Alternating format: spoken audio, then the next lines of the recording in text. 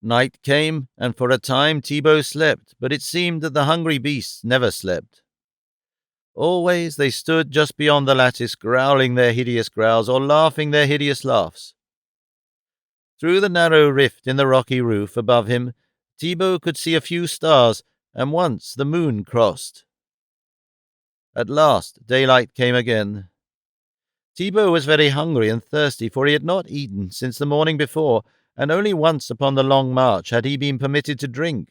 But even hunger and thirst were almost forgotten in the terror of his position. It was after daylight that the child discovered a second opening in the walls of the subterranean chamber, almost opposite that at which the hyenas still stood glaring hungrily at him. It was only a narrow slit in the rocky wall. It might lead in but a few feet, or it might lead to freedom. Thibaut approached it and looked within. He could see nothing.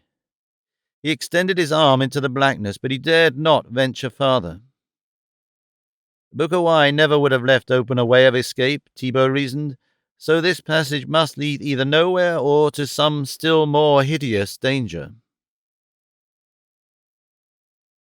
To the boy's fear of the actual dangers which menaced him, Bukawai and the two hyenas, his superstition added countless others quite too horrible even to name, for in the lives of the blacks, through the shadows of the jungle day and the black horrors of the jungle night, flit strange, fantastic shapes peopling the already hideously peopled forests with menacing figures, as though the lion and the leopard, the snake and the hyena, and the countless poisonous insects were not quite sufficient to strike terror to the hearts of the poor, simple creatures whose lot is cast in earth's most fearsome spot.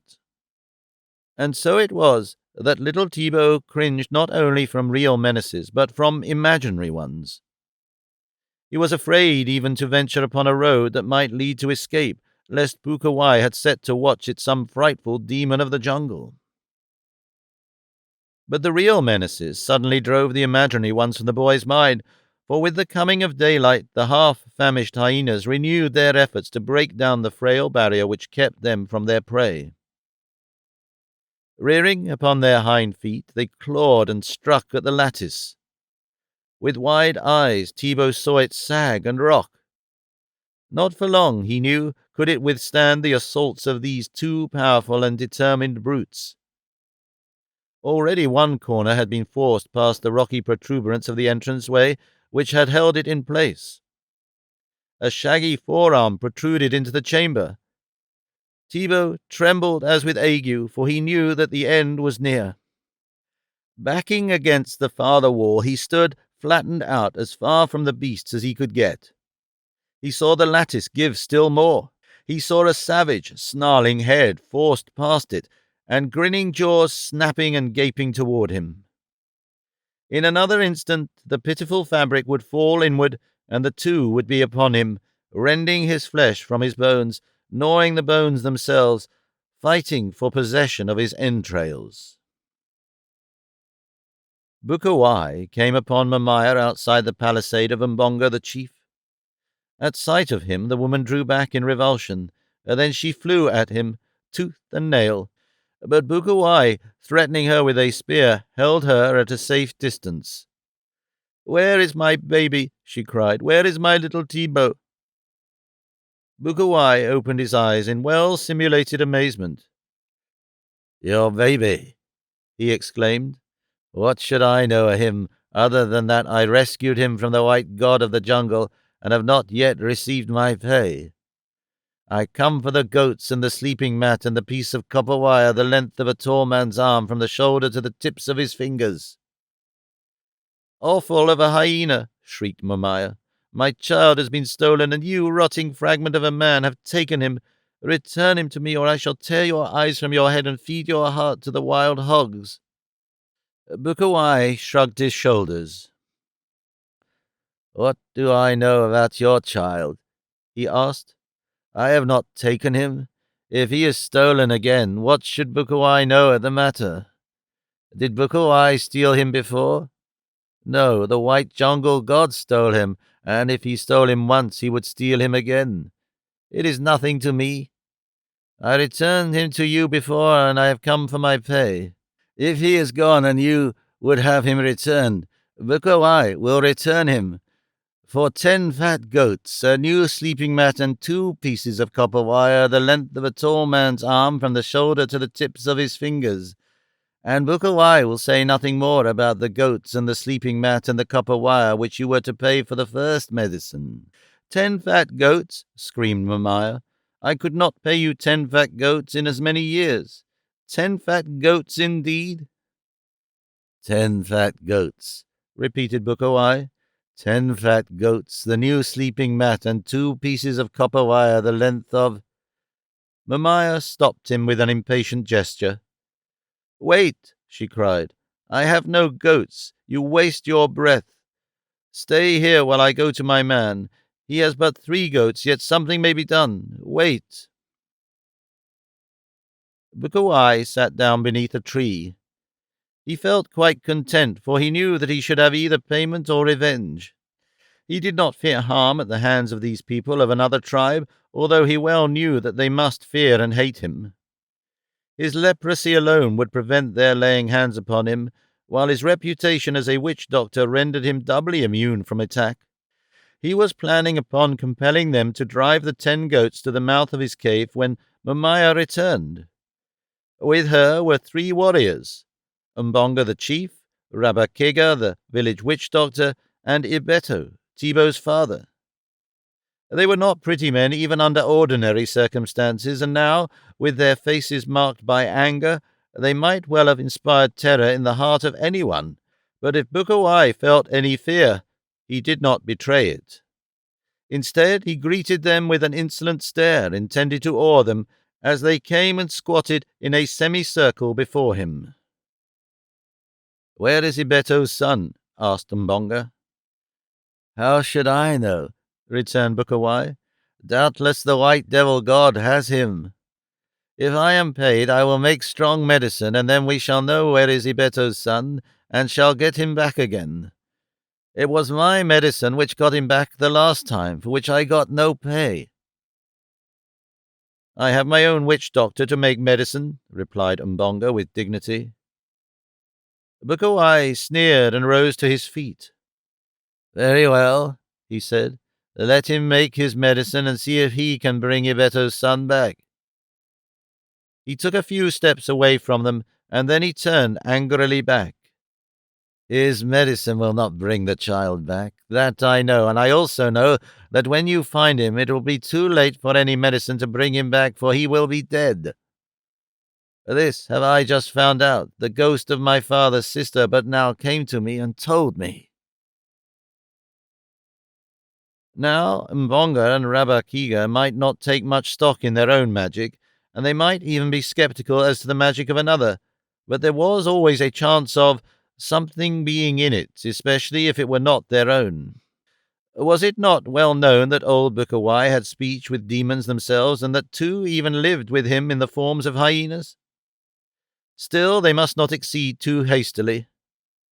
There was the price to be considered, and Umbonga had no intention of parting lightly with 10 goats to obtain the return of a single little boy who might die of smallpox long before he reached a warrior's estate. "Wait," said Umbonga. "Let us see some of your magic, that we may know if it be good magic. Then we can talk about payment.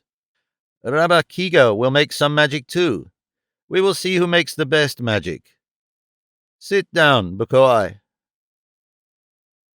The payment will be 10 goats, fat goats, a new sleeping mat, and 2 pieces of copper wire the length of a tall man's arm from the shoulder to the ends of his fingers, and it will be made in advance, the goats being driven to my cave. Then will I make the medicine, and on the 2nd day the boy will be returned to his mother. It cannot be done more quickly than that, because it takes time to make such strong medicine." "Make us some medicine now," said Umbonga. "Let us see what sort of medicine you make." "Bring me fire," replied Bukawai, "and I will make you a little magic." Mamaia was dispatched for the fire, and while she was away Umbonga dickered with Bukawai about the price. 10 goats, he said, was a high price for an able-bodied warrior. He also called Bukawai's attention to the fact that he, Mbonga, was very poor, and that his people were very poor, and that 10 goats were at least 8 too many, to say nothing of a new sleeping mat and the copper wire. But Bukawai was adamant. His medicine was very expensive, and he would have to give at least 5 goats to the gods who helped him make it. They were still arguing when Momaya returned with the fire. Bukawai placed a little on the ground before him, took a pinch of powder from a pouch at his side, and sprinkled it on the embers. A cloud of smoke rose with a puff. Bukawai closed his eyes and rocked back and forth, and then he made a few passes in the air and pretended to swoon. Mbonga and the others were much impressed. Rabakiga grew nervous. He saw his reputation waning. There was some fire left in the vessel which Momaya had brought. He seized the vessel, dropped a handful of dry leaves into it while no one was watching, and then uttered a frightful scream which drew the attention of Bukawai's audience to him. It also brought Bukawai quite miraculously out of his swoon, but when the old witch-doctor saw the reason for the disturbance, he quickly relapsed into unconsciousness before anyone discovered his faux pas. Rabakiga, seeing that he had the attention of Mbonga, Ibeto, and Momaya, blew suddenly into the vessel, with the result that the leaves commenced to smoulder, and smoke issued from the mouth of the receptacle. Rabakiga was careful to hold it so that none might see the dry leaves. Their eyes opened wide at this remarkable demonstration of the village witch-doctor's powers. The latter, greatly elated, let himself out. He shouted, jumped up and down, and made frightful grimaces, and then he put his face close over the mouth of the vessel and appeared to be communing with the spirits within. It was while he was thus engaged that Bukawai came out of his trance, his curiosity finally having got the better of him. No one was paying him the slightest attention. He blinked his one eye angrily, then he too let out a loud roar, and when he was sure that Mbonga had turned toward him, he stiffened rigidly and made spasmodic movements with his arms and legs. "I see him," he cried. "He is far away. The white devil god did not get him. He is alone and in great danger, but," he added, "if the 10 fat goats and the other things are paid to me quickly, there is yet time to save him." Rabakiga had paused to listen. Mbonga looked toward him. The chief was in a quandary. He did not know which medicine was the better. "What does your magic tell you?" he asked of Rabakiga. "I, too, see him," screamed Rabakiga, "but he is not where Bukawai says he is.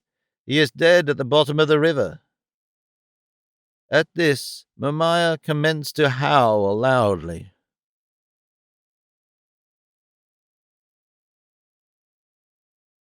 Tarzan had followed the spoor of the old man, the 2 hyenas, and the little black boy to the mouth of the cave in the rocky canyon between the 2 hills. Here he paused a moment before the sapling barrier which Bukawai had set up, listening to the snarls and growls which came faintly from the far recesses of the cavern.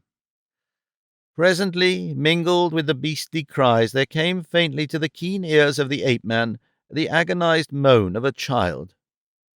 No longer did Tarzan hesitate. Hurling the door aside, he sprang into the dark opening.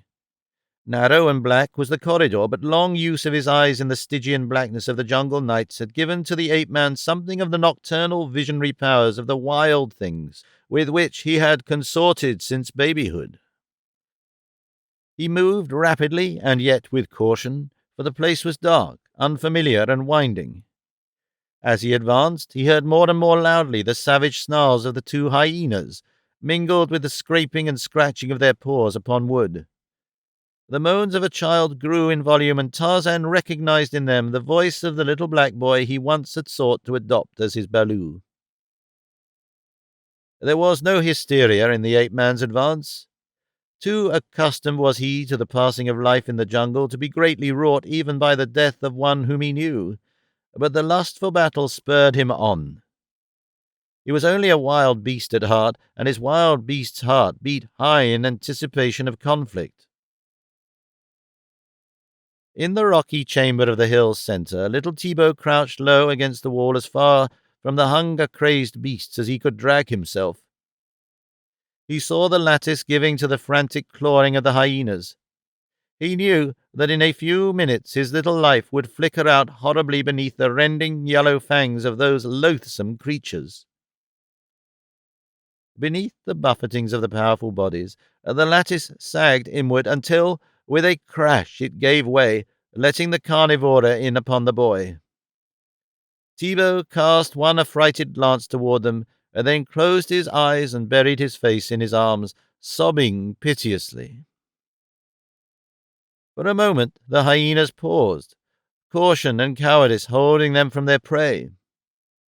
They stood thus, glaring at the lad, then slowly, stealthily, crouching, they crept toward him.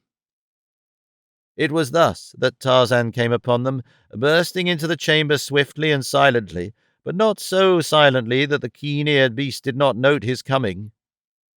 With angry growls they turned from Thibaut upon the ape-man as, with a smile upon his lips, he ran toward them. For an instant one of the animals stood its ground, but the ape-man did not deign even to draw his hunting knife against the despised Dango. Running in upon the brute, he grasped it by the scruff of the neck, just as it attempted to dodge past him, and hurled it across the cavern after its fellow, which already was slinking into the corridor, bent upon escape. Then Tarzan picked Thibaut from the floor, and when the child felt human hands upon him instead of the paws and fangs of the hyenas, he rolled his eyes upward in surprise and incredulity, and as they fell upon Tarzan, sobs of relief broke from the childish lips, and his hands clutched at his deliverer as though the white devil god was not the most feared of jungle creatures. When Tarzan came to the cave mouth, the hyenas were nowhere in sight, and after permitting Thibaut to quench his thirst in the spring which rose nearby, he lifted the boy to his shoulders and set off toward the jungle at a rapid trot, determined to still the annoying howlings of Mamaia as quickly as possible, for he shrewdly had guessed that the absence of her Baloo was the cause of her lamentation. "He is not dead at the bottom of the river," cried Bukawai. "What does this fellow know about making magic? Who is he anyway, that he dare say Bukawai's magic is not good magic? Bukawai sees Mamaia's son.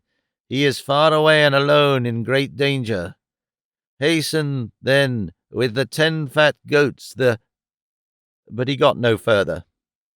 There was a sudden interruption from above, from the branches of the very tree beneath which they squatted, and as the 5 blacks looked up they almost swooned in fright as they saw the great white devil god looking down upon them. But before they could flee they saw another face, that of the lost little Thibaut, and his face was laughing and very happy.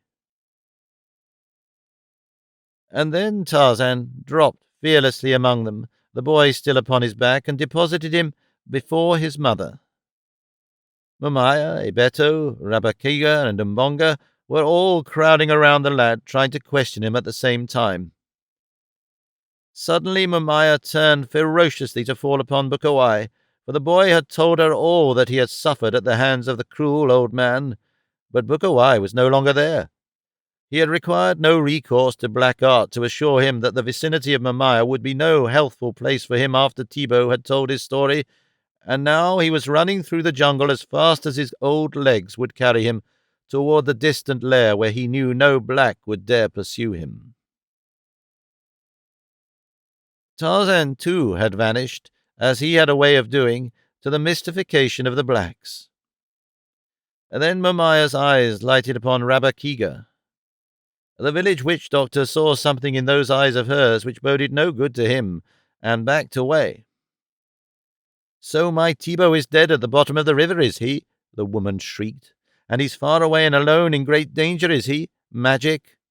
The scorn which Mamaia crowded into that single word would have done credit to a thespian of the first magnitude. "Magic, indeed," she screamed. "Mamaia will show you some magic of her own." And with that she seized upon a broken limb and struck Rabakiga across the head. With a howl of pain the man turned and fled, Mamaia pursuing him and beating him across the shoulders, through the gateway and up the length of the village street, to the intense amusement of the warriors, the women and the children who were so fortunate as to witness the spectacle, for one and all feared Rabakiga, and to fear is to hate.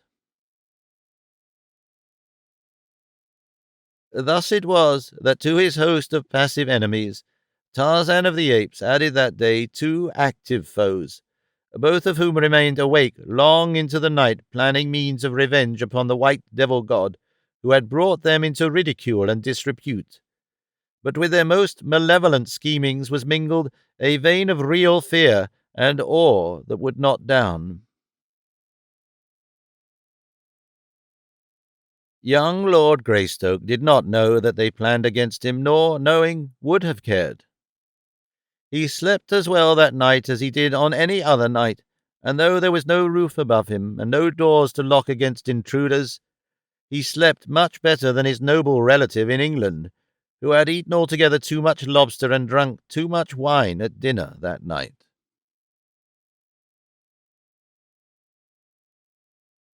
Chapter 7. The End of Booker Y. When Tarzan of the Apes was still but a boy, he had learned, among other things, to fashion pliant ropes of fibrous jungle grass. Strong and tough were the ropes of Tarzan, the little Tarmangani. Tublat, his foster father, would have told you this much and more. Had you tempted him with a handful of fat caterpillars, he even might have sufficiently unbended to narrate to you a few stories of the many indignities which Tarzan had heaped upon him by means of his hated rope. But then Tublat always worked himself into such a frightful rage when he devoted any considerable thought either to the rope or to Tarzan, that it might not have proved comfortable for you to have remained close enough to him to hear what he had to say. So often had that snake-like noose settled unexpectedly over Tublat's head, so often had he been jerked ridiculously and painfully from his feet when he was least looking for such an occurrence, that there is little wonder he found scant space in his savage heart for love of his white-skinned foster-child, or the inventions thereof. There had been other times, too, when Tublat had swung helplessly in mid-air, the noose tightening about his neck, death staring him in the face, and little Tarzan dancing upon a nearby limb, taunting him and making unseemly grimaces. Then there had been another occasion in which the rope had figured prominently, an occasion and the only one connected with the rope which Tublat recalled with pleasure. Tarzan, as active in brain as he was in body, was always inventing new ways in which to play. It was through the medium of play that he learned much during his childhood. This day he learned something, and that he did not lose his life in the learning of it was a matter of great surprise to Tarzan and the fly in the ointment to Tublat. The man-child had, in throwing his noose at a playmate in a tree above him, caught a projecting branch instead. When he tried to shake it loose, it but drew the tighter. Then Tarzan started to climb the rope to remove it from the branch. When he was part way up, a frolicsome playmate seized that part of the rope which lay upon the ground and ran off with it as far as he could go. When Tarzan screamed at him to desist, the young ape released the rope a little and then drew it tight again. The result was to impart a swinging motion to Tarzan's body, which the ape boy suddenly realized was a new and pleasurable form of play. He urged the ape to continue until Tarzan was swinging to and fro as far as the short length of rope would permit, but the distance was not great enough, and, too, he was not far enough above the ground to give the necessary thrills which add so greatly to the pastimes of the young. So he clambered to the branch where the noose was caught, and after removing it, carried the rope far aloft and out upon a long and powerful branch.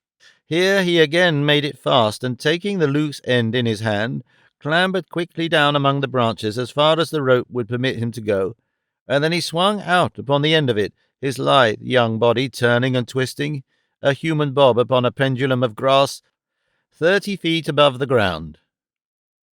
Ah, how delectable! This was indeed a new play of the first magnitude. Tarzan was entranced. Soon he discovered that by wriggling his body in just the right way at the proper time he could diminish or accelerate his oscillation, and, being a boy, he chose naturally to accelerate. Presently he was swinging far and wide, while below him the apes of the tribe of Kerchak looked on in mild amaze. Had it been you or I swinging there at the end of that grass rope, the thing which presently happened would not have happened, for we would not have hung on so long as to have made it possible. But Tarzan was quite as much at home swinging by his hands as he was standing upon his feet, or at least almost. At any rate, he felt no fatigue long after the time that an ordinary mortal would have been numb with the strain of the physical exertion. And this was his undoing. Tublat was watching him, as were others of the tribe. Of all the creatures of the wild, there was none Tublat so cordially hated as he did this hideous, hairless, white-skinned caricature of an ape. But for Tarzan's nimbleness and the zealous watchfulness of savage Kala's mother-love, Tublat would long since have rid himself of this stain upon his family escutcheon. So long had it been since Tarzan became a member of the tribe that Tublat had forgotten the circumstances surrounding the entrance of the jungle waif into his family, with the result that he now imagined that Tarzan was his own offspring, adding greatly to his chagrin. Wide and far swung Tarzan of the Apes, until at last, as he reached the highest point of the arc, the rope, which rapidly had frayed on the rough bark of the tree limb, parted suddenly. The watching apes saw the smooth brown body shoot outward and down plummet-like. Tublat leapt high in the air, emitting what, in a human being, would have been an exclamation of delight. This would be the end of Tarzan and most of Tublat's troubles. From now on he could lead his life in peace and security. Tarzan fell quite 40 feet, alighting on his back in a thick bush. Kala was the first to reach his side. Ferocious, hideous, loving Kala. She had seen the life crushed from her own Baloo in just such a fall years before. Was she to lose this one too in the same way? Tarzan was lying quite still when she found him embedded deeply in the bush. It took Kala several minutes to disentangle him and drag him forth, but he was not killed. He was not even badly injured. The bush had broken the force of the fall. A cut upon the back of his head showed where he had struck the tough stem of the shrub and explained his unconsciousness. In a few minutes he was as active as ever.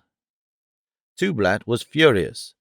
In his rage he snapped at a fellow ape without first discovering the identity of his victim, and was badly mauled for his ill temper, having chosen to vent his spite upon a husky and belligerent young bull in the full prime of his vigour. But Tarzan had learned something new. He had learned that continued friction would wear through the strands of his rope, though it was many years before this knowledge did more for him than merely to keep him from swinging too long at a time or too far above the ground at the end of his rope. The day came, however, when the very thing that had once all but killed him proved the means of saving his life.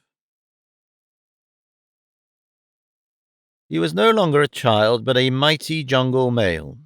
There was none now to watch over him solicitously, nor did he need such. Kala was dead. Dead, too, was Tublat, and though with Kala past the one creature that ever really had loved him, there were still many who hated him after Tublat departed into the arms of his fathers. It was not that he was more cruel or more savage than they, that they hated him, for though he was both cruel and savage, as were the beasts his fellows, yet too was he often tender, which they never were. No, the thing which brought Tarzan most into disrepute with those who did not like him was the possession and practice of a characteristic which they had not and could not understand, the human sense of humour. In Tarzan it was a trifle broad, perhaps, manifesting itself in rough and painful practical jokes upon his friends and cruel baiting of his enemies. But to neither of these did he owe the enmity of Bukawai, the witch doctor, who dwelt in the cave between the two hills far to the north of the village of Umbonga the chief. Bukawai was jealous of Tarzan, and Bukawai it was who came near proving the undoing of the ape-man. For months Bukawai had nursed his hatred, while revenge seemed remote indeed, since Tarzan of the Apes frequented another part of the jungle, miles away from the lair of Bukawai.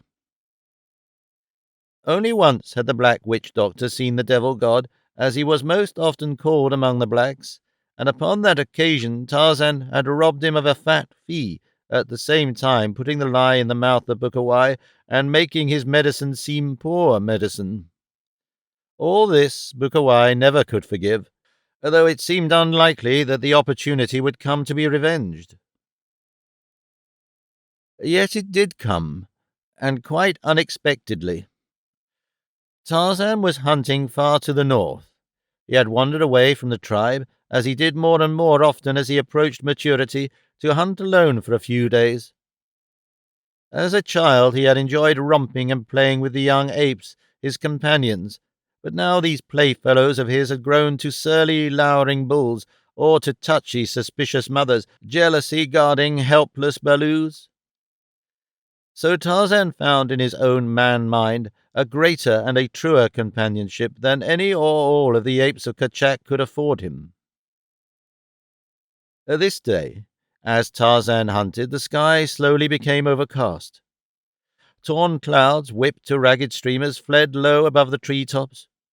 They reminded Tarzan of frightened antelope fleeing the charge of a hungry lion. But though the light clouds raced so swiftly, the jungle was motionless. Not a leaf quivered, and the silence was a great dead weight, insupportable. Even the insects seemed stilled by apprehension of some frightful thing impending, and the larger things were soundless.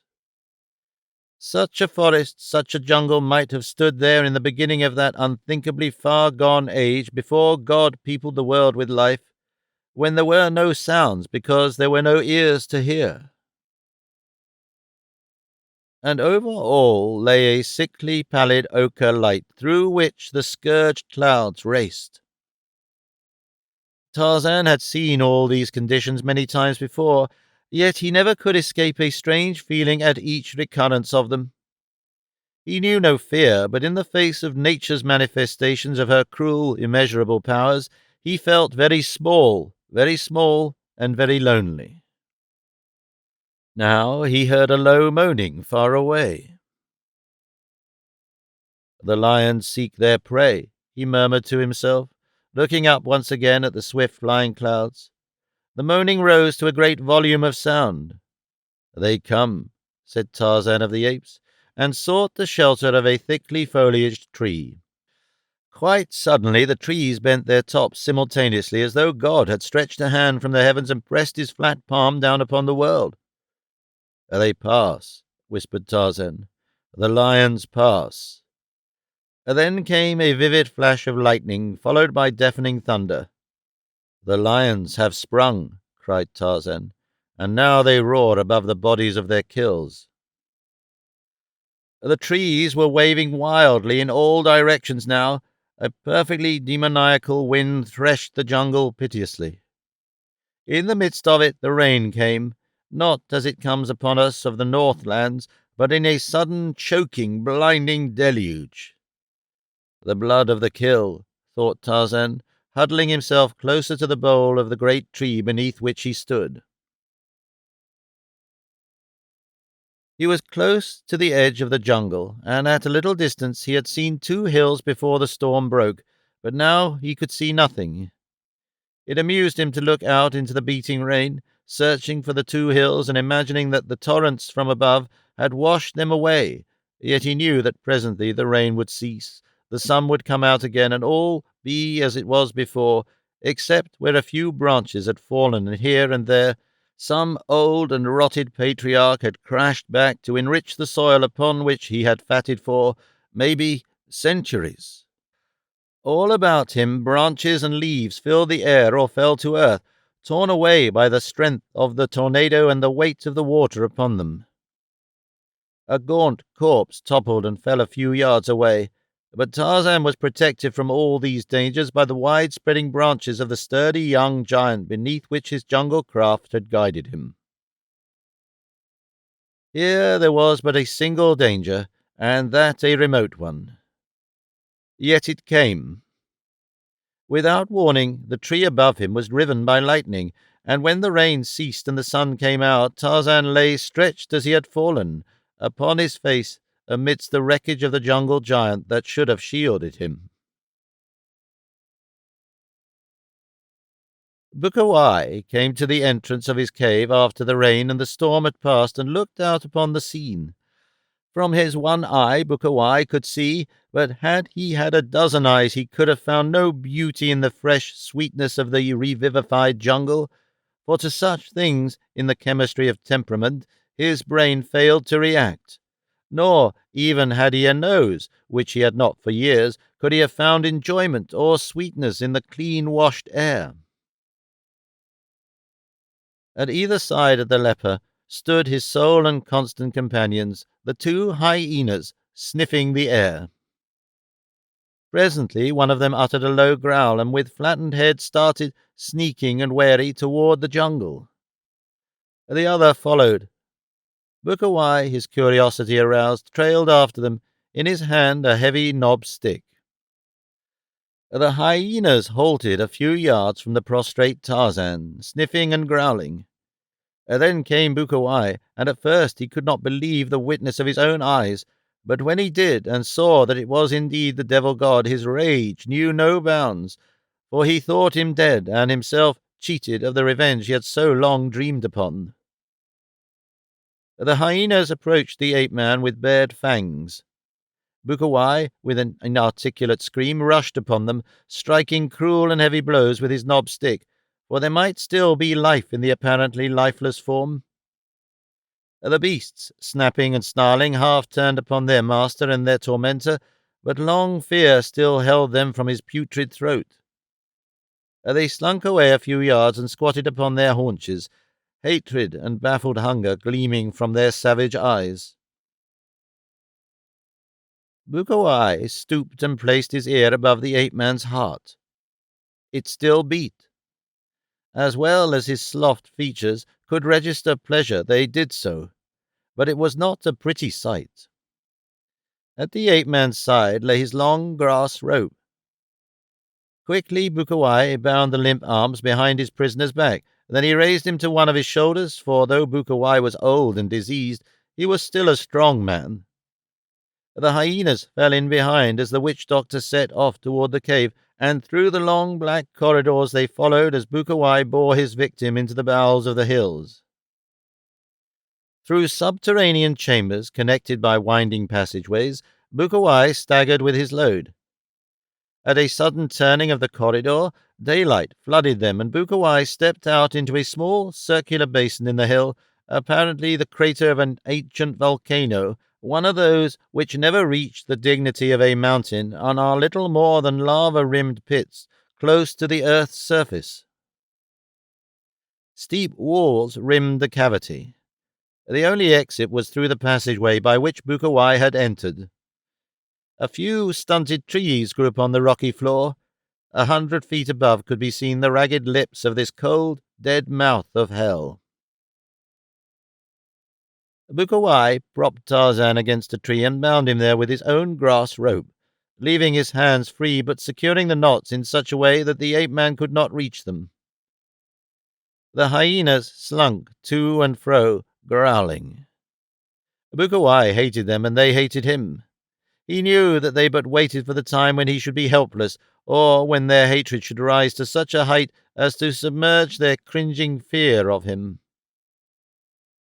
In his own heart was not a little fear of these repulsive creatures, and because of that fear Bukawai always kept the beasts well fed, often hunting for them when their own forages for food failed, but ever was he cruel to them with the cruelty of a little brain, diseased, bestial, primitive. He had had them since they were puppies. They had known no other life than that with him, and though they went abroad to hunt, always they returned. Of late, Bukawai had come to believe that they returned not so much from habit as from a fiendish patience which would submit to every indignity and pain rather than forego the final vengeance, and Bukawai needed but little imagination to picture what that vengeance would be.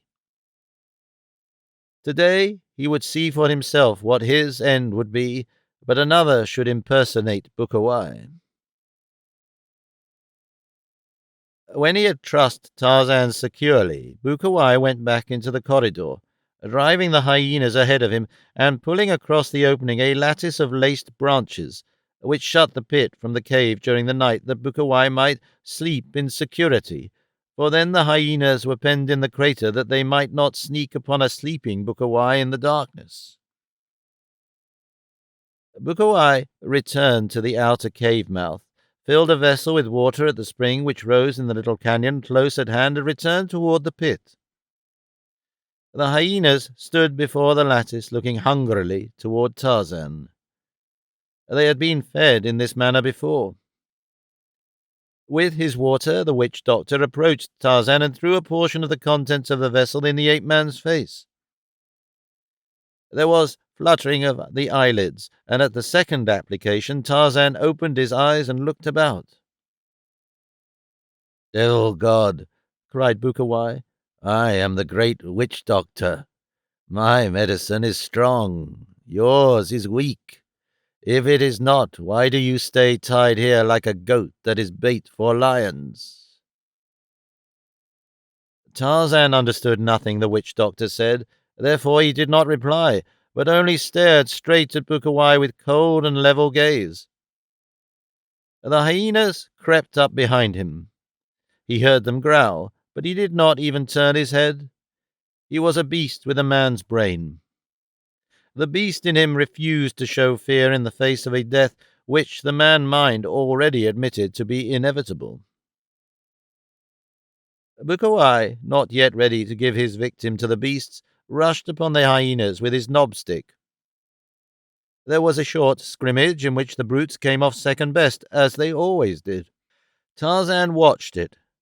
He saw and realized the hatred which existed between the two animals and the hideous semblance of a man. With the hyenas subdued, Bukawai returned to the baiting of Tarzan, but finding that the ape-man understood nothing he said, the witch-doctor finally desisted. Then he withdrew into the corridor and pulled the lattice-work barrier across the opening.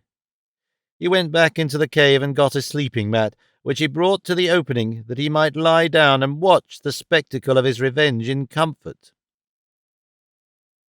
The hyenas were sneaking furtively around the ape-man.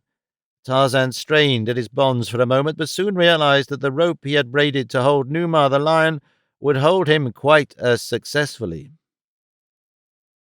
He did not wish to die, but he could look death in the face now as he had many times before without a quaver. As he pulled upon the rope, he felt it rub against the small tree upon which it was passed. Like a flash of the cinematograph upon the screen, a picture was flashed before his mind's eye from the storehouse of his memory. He saw a lithe, boyish figure swinging high above the ground at the end of a rope. He saw many apes watching from below, and then he saw the rope part and the boy hurtle downward toward the ground. Tarzan smiled. Immediately he commenced to draw the rope rapidly back and forth across the tree trunk. The hyenas, gaining courage, came closer. They sniffed at his legs, but when he struck at them with his free arms, they slunk off. He knew that with the growth of hunger they would attack. Coolly, methodically, without haste, Tarzan drew the rope back and forth against the rough trunk of the small tree. In the entrance to the cavern, Bukawai fell asleep. He thought it would be some time before the beasts gained sufficient courage or hunger to attack the captive. Their growls and the cries of the victim would awaken him. In the meantime, he might as well rest, and he did. Thus the day wore on, for the hyenas were not famished, and the rope with which Tarzan was bound was a stronger one than that of his boyhood, which had parted so quickly to the chafing of the rough tree bark. Yet All the while hunger was growing upon the beasts, and the strands of the grass rope were wearing thinner and thinner. Bukawai slept. It was late afternoon before one of the beasts, irritated by the gnawing of appetite, made a quick, growling dash at the ape-man. The noise awoke Bukawai. He sat up quickly and watched what went on within the crater. He saw the hungry hyena charge the man, leaping for the unprotected throat. He saw Tarzan reach out and seize the growling animal, and then he saw the second beast spring for the devil god's shoulder. There was a mighty heave of the great smooth-skinned body. Rounded muscles shot into great tensed piles beneath the brown hide. The ape-man surged forward with all his weight and all his great strength. The bonds parted, and the three were rolling upon the floor of the crater, snarling, snapping, and rending. Bukawai leapt to his feet. Could it be that the devil god was to prevail against his servants? Impossible! The creature was unarmed, and he was down with two hyenas on top of him, but Bukawai did not know Tarzan. The ape-man fastened his fingers upon the throat of one of the hyenas and rose to one knee, though the other beast tore at him frantically in an effort to pull him down. With a single hand Tarzan held the one, and with the other hand he reached forth and pulled toward him the second beast. And then Bukawai, seeing the battle going against his forces, rushed forward from the cavern brandishing his knobstick. Tarzan saw him coming, and rising now to both feet, a hyena in each hand, he hurled one of the foaming beasts straight to the witch-doctor's head. Down went the two in a snarling, biting heap. Tarzan tossed the second hyena across the crater, while the first gnawed at the rotting face of its master, but this did not suit the ape-man. With a kick he sent the beast howling after its companion, and springing to the side of the prostrate witch-doctor, dragged him to his feet. Bukawai, still conscious, saw death immediate and terrible in the cold eyes of his captor, so he turned upon Tarzan with teeth and nails. The ape-man shuddered at the proximity of that raw face to his. The hyenas had had enough and disappeared through the small aperture leading into the cave. Tarzan had little difficulty in overpowering and binding Bukawai. Then he led him to the very tree to which he had been bound, but in binding Bukawai, Tarzan saw to it that escape after the same fashion that he had escaped would be out of the question. Then he left him. As he passed through the winding corridors and the subterranean apartments, Tarzan saw nothing of the hyenas. "They will return," he said to himself. In the crater between the towering walls, Bukawai, cold with terror, trembled as with ague. "They will return," he cried, his voice rising to a fright-filled shriek. And they did.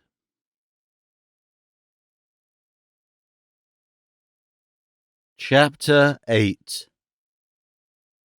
The Lion.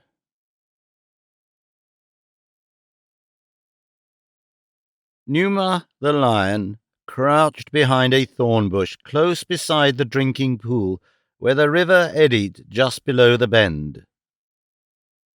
There was a ford there, and on either bank a well-worn trail, broadened far out at the river's brim, where, for countless centuries, the wild things of the jungle and of the plains beyond had come to drink. The carnivora with bold and fearless majesty, the herbivora timorous, hesitating, fearful. Numa the lion was hungry. He was very hungry, and so he was quite silent now. On his way to the drinking place he had moaned often and roared not a little, but as he neared the spot where he would lie in wait for Bara the deer or Horta the boar, or some other of the many luscious-fleshed creatures who came hither to drink, he was silent. It was a grim, a terrible silence, shot through with yellow-green light of ferocious eyes, punctuated with undulating tremors of sinuous tail. It was Paco the zebra who came first, and Numa the lion could scarce restrain a roar of anger, for of all the plains people none are more wary than Paco the zebra. Behind the black-striped stallion came a herd of 30 or 40 of the plump and vicious little horse-like beasts. As he neared the river, the leader paused often, cocking his ears and raising his muzzle to sniff the gentle breeze for the telltale scent spoor of the dread flesh-eaters. Newmar shifted uneasily, drawing his hindquarters far beneath his tawny body, gathering himself for the sudden charge and the savage assault. His eyes shot hungry fire. His great muscles quivered to the excitement of the moment. Paco came a little nearer, halted, snorted, and wheeled. There was a pattering of scurrying hooves, and the herd was gone, but Numa the lion moved not. He was familiar with the ways of Paco the zebra. He knew that he would return, though many times he might wheel and fly before he summoned the courage to lead his harem and his offspring to the water. There was the chance that Paco might be frightened off entirely. Numa had seen this happen before, and so he became almost rigid, lest he be the one to send them galloping waterless back to the plain. Again and again came Paco and his family, and again did they turn and flee, but each time they came closer to the river, until at last the plump stallion dipped his velvet muzzle daintily into the water. The others, stepping warily, approached their leader. Numa selected a sleek, fat filly, and his flaming eyes burned greedily as they feasted upon her, for Numa the lion loves scarce anything better than the meat of Paco, perhaps because Paco is, of all the grass-eaters, the most difficult to catch. Slowly the lion rose, and as he rose, a twig snapped beneath one of his great padded paws. Like a shot from a rifle he charged upon the filly, but the snapped twig had been enough to startle the timorous quarry, so that they were in instant flight simultaneously with Numa's charge. The stallion was last, and with a prodigious leap the lion catapulted through the air to seize him, but the snapping twig had robbed Numa of his dinner, though his mighty talons raked the zebra's glossy rump, leaving 4 crimson bars across the beautiful coat. It was an angry Numa that quitted the river and prowled, fierce and dangerous and hungry, into the jungle. Far from particular now was his appetite. Even Dango the hyena would have seemed a titbit to that ravenous maw. And in this temper it was that the lion came upon the tribe of Kerchak, the great ape. One does not look for Numa the lion this late in the morning. He should be lying up asleep beside his last night's kill by now, but Numa had made no kill last night. He was still hunting, hungrier than ever. The anthropoids were idling about the clearing, the first keen desire of the morning's hunger having been satisfied. Numa scented them long before he saw them. Ordinarily he would have turned away in search of other game, for even Numa respected the mighty muscles and the sharp fangs of the great bulls of the tribe of Kerchak, but today he kept on steadily toward them, his bristled snout wrinkled into a savage snarl. Without an instant's hesitation, Numa charged the moment he reached the point from where the apes were visible to him. There were a dozen or more of the hairy, man-like creatures upon the ground in a little glade. In a tree at one side sat a brown-skinned youth. He saw Numa's swift charge. He saw the apes turn and flee, huge bulls trampling upon little balus. Only a single she held her ground to meet the charge, a young she inspired by new motherhood to the great sacrifice that her balu might escape. Tarzan leapt from his perch, screaming at the flying bulls beneath at those who squatted in the safety of surrounding trees. Had the bulls stood their ground, Numa would not have carried through that charge unless goaded by great rage or the gnawing pangs of starvation. Even then he would not have come off unscathed. If the bulls heard, they were too slow in responding, for Numa had seized the mother ape and dragged her into the jungle before the males had sufficiently collected their wits and their courage to rally in defense of their fellow. Tarzan's angry voice aroused similar anger in the breasts of the apes. Snarling and barking, they followed Numa into the dense labyrinth of foliage wherein he sought to hide himself from them. The ape-man was in the lead, moving rapidly and yet with caution, depending even more upon his ears and nose than upon his eyes for information of the lion's whereabouts. The spoor was easy to follow, for the dragged body of the victim left a plain trail, blood-splattered and scentful. Even such dull creatures as you or I might easily have followed it. To Tarzan and the apes of Kachak, it was as obvious as a cement sidewalk. Tarzan knew that they were nearing the great cat even before he heard an angry growl of warning just ahead. Calling to the apes to follow his example, he swung into a tree, and a moment later Numa was surrounded by a ring of growling beasts, well out of reach of his fangs and talons, but within plain sight of him. The carnivore crouched with his forequarters upon the she-ape. Tarzan could see that the latter was already dead, but something within him made it seem quite necessary to rescue the useless body from the clutches of the enemy and to punish him. He shrieked taunts and insults at Numa, and tearing dead branches from the tree in which he danced, hurled them at the lion. The apes followed his example. Numa roared out in rage and vexation. He was hungry, but under such conditions he could not feed. The apes, if they had been left to themselves, would doubtless soon have left the lion to peaceful enjoyment of his feast, for was not the she dead? They could not restore her to life by throwing sticks at Numa, and they might even now be feeding in quiet themselves.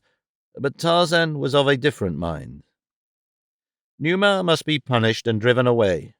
He must be taught that even though he killed a Mangani, he would not be permitted to feed upon his kill. The man-mind looked into the future while the apes perceived only the immediate present. They would be content to escape today the menace of Numa, while Tarzan saw the necessity and the means as well of safeguarding the days to come. So he urged the great anthropoids on until Numa was showered with missiles that kept his head dodging and his voice pealing forth its savage protest, but still he clung desperately to his kill. The twigs and branches hurled at Numa, Tarzan soon realized, did not hurt him greatly even when they struck him, and did not injure him at all, so the ape-man looked about for more effective missiles. Nor did he have to look long. An outcropping of decomposed granite not far from Numa suggested ammunition of a much more painful nature. Calling to the apes to watch him, Tarzan slipped to the ground and gathered a handful of small fragments. He knew that when once they had seen him carry out his idea, they would be much quicker to follow his lead than to obey his instructions. Were he to command them to procure pieces of rock and hurl them at Numa, for Tarzan was not then king of the apes of the tribe of Kerchak. That came in later years. Now he was but a youth, though one who already had wrested for himself a place in the councils of the savage beasts among whom a strange fate had cast him. The sullen bulls of the older generation still hated him as beasts hate those of whom they are suspicious, whose scent characteristic is the scent characteristic of an alien order and, therefore, of an enemy order. The younger bulls, those who had grown up through childhood as his playmates, were as accustomed to Tarzan's scent as to that of any other member of the tribe. They felt no greater suspicion of him than of any other bull of their acquaintance, yet they did not love him, for they loved none outside the mating season, and the animosities aroused by other bulls during that season lasted well over until the next. They were a morose and peevish band at best, though here and there were those among them in whom germinated the primal seeds of humanity. Reversions to type, these doubtless, reversions to the ancient progenitor who took the first step out of apehood toward humanness, when he walked more often upon his hind feet and discovered other things for idle hands to do. So now Tarzan led where he could not yet command. He had long since discovered the apish propensity for mimicry and learned to make use of it. Having filled his arms with fragments of rotted granite, he clambered again into a tree, and it pleased him to see that the apes had followed his example. During the brief respite while they were gathering their ammunition, Numa had settled himself to feed, but scarce had he arranged himself and his kill when a sharp piece of rock hurled by the practised hand of the ape-man struck him upon the cheek. His sudden roar of pain and rage was smothered by a volley from the apes, who had seen Tarzan's act. Numa shook his massive head and glared upward at his tormentors. For a half-hour they pursued him with rocks and broken branches, and though he dragged his kill into densest thickets, yet they always found a way to reach him with their missiles, giving him no opportunity to feed, and driving him on and on. The hairless ape thing with the man's scent was worst of all, for he had even the temerity to advance upon the ground to within a few yards of the lord of the jungle, that he might with greater accuracy and force hurl the sharp bits of granite and the heavy sticks at him. Time and again did Numa charge, sudden, vicious charges, but the lithe, active tormentor always managed to elude him with such insolent ease that the lion forgot even his great hunger in the consuming passion of his rage, leaving his meat for considerable spaces of time in vain efforts to catch his enemy. The apes and Tarzan pursued the great beast to a natural clearing, where Numa evidently determined to make a last stand, taking up his position in the center of the open space, which was far enough from any tree to render him practically immune from the rather erratic throwing of the apes, though Tarzan still found him with the most persistent and aggravating frequency. This, however, did not suit the ape-man, since Numa now suffered an occasional missile with no more than a snarl, while he settled himself to partake of his delayed feast. Tarzan scratched his head, pondering some more effective method of offense, for he had determined to prevent Numa from profiting in any way through his attack upon the tribe. The man-mind reasoned against the future, while the shaggy apes thought only of their present hatred of this ancestral enemy. Tarzan guessed that should Numa find it an easy thing to snatch a meal from the tribe of Kerchak, it would be but a short time before their existence would be one living nightmare of hideous watchfulness and dread. Numa must be taught that the killing of an ape brought immediate punishment and no rewards. It would take but a few lessons to ensure the former safety of the tribe. This must be some old lion whose failing strength and agility had forced him to any prey that he could catch. But even a single lion, undisputed, could exterminate the tribe, or at least make its existence so precarious and so terrifying that life would no longer be a pleasant condition. Let him hunt among the Gomangani, thought Tarzan. He will find them easier prey. I will teach ferocious Numa that he may not hunt the Mangani. But how to wrest the body of his victim from the feeding lion was the first question to be solved. At last, Tarzan hit upon a plan. To anyone but Tarzan of the Apes, it might have seemed rather a risky plan, and perhaps it did even to him, but Tarzan rather liked things that contained a considerable element of danger. At any rate, I rather doubt that you or I would have chosen a similar plan for foiling an angry and a hungry lion. Tarzan required assistance in the scheme he had hit upon, and his assistant must be equally as brave and almost as active as he.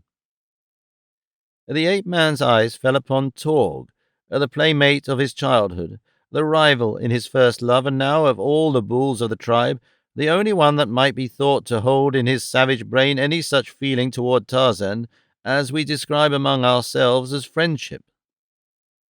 At least Tarzan knew Torg was courageous, and he was young and agile and wonderfully muscled. "Torg!" cried the ape-man. The great ape looked up from a dead limb he was attempting to tear from a lightning-blasted tree. "Go close to Numa and worry him," said Tarzan. "Worry him until he charges. Lead him away from the body of Mamka. Keep him away as long as you can." Torg nodded. He was across the clearing from Tarzan. Arresting the limb at last from the tree, he dropped to the ground and advanced toward Numa, growling and barking out his insults. The worried lion looked up and rose to his feet. His tail went stiffly erect, and Torg turned in flight, for he knew that warning signal of the charge. From behind the lion, Tarzan ran quickly toward the center of the clearing and the body of Mamka. Numa, all his eyes for Torg, did not see the ape-man. Instead, he shot forward after the fleeing bull, who had turned in flight not an instant too soon, since he reached the nearest tree but a yard or two ahead of the pursuing demon. Like a cat, the heavy anthropoid scampered up the bole of his sanctuary. Numa's talons missed him by little more than inches. For a moment, the lion paused beneath the tree, glaring up at the ape and roaring until the earth trembled, and then he turned back again toward his kill, and as he did so, his tail shot once more to rigid erectness, and he charged back even more ferociously than he had come, for what he saw was the naked man-thing running toward the farther trees with the bloody carcass of his prey across a giant's shoulder. The apes, watching the grim race from the safety of the trees, screamed taunts at Numa and warnings to Tarzan. The high sun, hot and brilliant, fell like a spotlight upon the actors in the little clearing, portraying them in glaring relief to the audience in the leafy shadows of the surrounding trees. The light brown body of the naked youth, all but hidden by the shaggy carcass of the killed ape, the red blood streaking his smooth hide, his muscles rolling velvety beneath. Behind him, the black-maned lion, head flattened, tail extended, racing, a jungle thoroughbred, across the sunlit clearing. Ah, but this was life! With death at his heels, Tarzan thrilled with the joy of such living as this, but would he reach the trees ahead of the rampant death so close behind? Gunto swung from a limb in a tree before him. Gunto was screaming warnings and advice. "Catch me!" cried Tarzan, and with his heavy burden leapt straight for the big bull hanging there by his hind feet and one forepaw. And Gunto caught them.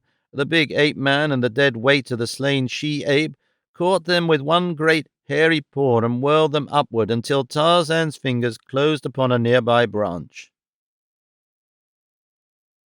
Beneath, Numa leapt, but Gunto, heavy and awkward as he may have appeared, was as quick as Manu, the monkey, so that the lion's talons but barely grazed him, scratching a bloody streak beneath one hairy arm.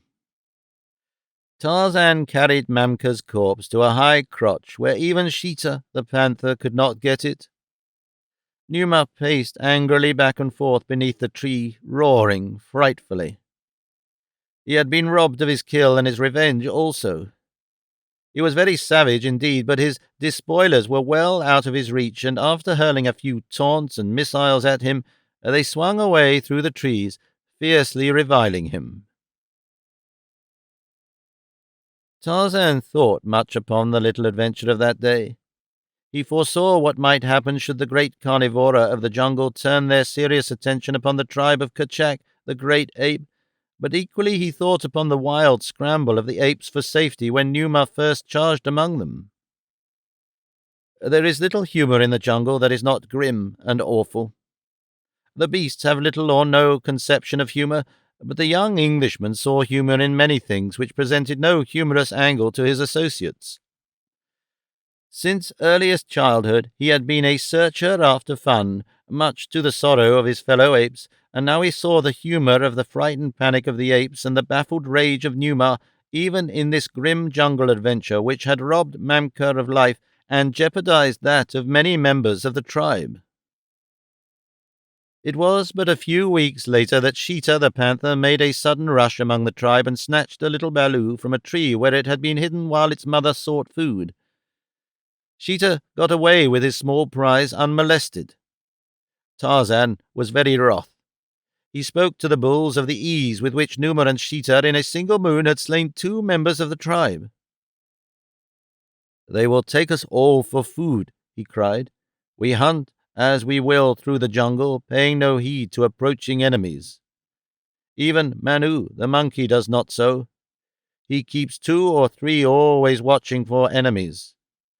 Paco, the zebra, and Wappy, the antelope, have those about the herd who keep watch while the others feed, while we, the great Mangani, let Numa and Sabor and Sheeta come when they will and carry us off to feed their balus."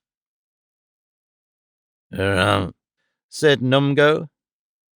"What are we to do?" asked Torg. "We, too, should have 2 or 3 always watching for the approach of Numa and Sabor and Sheeta," replied Tarzan. "No others need we fear, except Histar the snake, and if we watch for the others we will see Histar if he comes, though gliding ever so silently." And so it was that the great apes of the tribe of Kerchak posted sentries thereafter, who watched upon 3 sides while the tribe hunted, scattered less than had been their wont.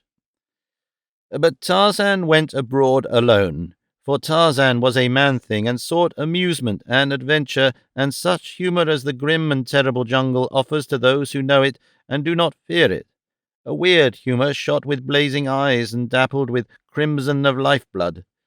While others sought only food and love, Tarzan of the Apes sought food and joy. One day he hovered above the palisaded village of Mbonga the chief, the jet cannibal of the jungle primeval. He saw, as he had seen many times before, the witch doctor, Rabakiga, decked out in the head and hide of Gorgo the buffalo. It amused Tarzan to see a Gomangani parading as Gorgo, but it suggested nothing in particular to him until he chanced to see stretched against the side of Mbonga's hut the skin of a lion with the head still on. Then a broad grin widened the handsome face of the savage beast youth. Back into the jungle he went until chance, agility, strength, and cunning, backed by his marvelous powers of perception, gave him an easy meal. If Tarzan felt that the world owed him a living, he also realized that it was for him to collect it, nor was there ever a better collector than this son of an English lord, who knew even less of the ways of his forebears than he did of the forebears themselves, which was nothing. It was quite dark when Tarzan returned to the village of Mbonga and took his now polished perch in the tree which overhangs the palisade upon one side of the walled enclosure. As there was nothing in particular to feast upon in the village, there was little life in the single street, for only an orgy of flesh and native beer could draw out the people of Mbonga. Tonight they sat gossiping about their cooking fires, the older members of the tribe, or, if they were young, paired off in the shadows cast by the palm-thatched huts. Tarzan dropped lightly into the village and, sneaking stealthily in the concealment of the denser shadows, approached the hut of the chief Mbonga. Here he found that which he sought. There were warriors all about him, but they did not know that the feared devil god slunk noiselessly so near them, nor did they see him possess himself of that which he coveted and depart from their village as noiselessly as he had come. Later that night, as Tarzan curled himself for sleep, he lay for a long time looking up at the burning planets and the twinkling stars and at Goro the moon, and he smiled. He recalled how ludicrous the great bulls had appeared in their mad scramble for safety that day when Numa had charged among them and seized Mamka, and yet he knew them to be fierce and courageous. It was the sudden shock of surprise that always sent them into a panic, but of this Tarzan was not as yet fully aware. That was something he was to learn in the near future. He fell asleep with a broad grin upon his face. Manu, the monkey, awoke him in the morning by dropping discarded bean pods upon his upturned face from a branch a short distance above him. Tarzan looked up and smiled. He had been awakened thus before many times. He and Manu were fairly good friends, their friendship operating upon a reciprocal basis. Sometimes Manu would come running early in the morning to awaken Tarzan and tell him that Bara, the deer, was feeding close at hand, or that Horta, the boar, was asleep in a mud-hole hard by, and in return Tarzan broke open the shells of the harder nuts and fruits for Manu, or frightened away Histar the snake and Sheeta the panther.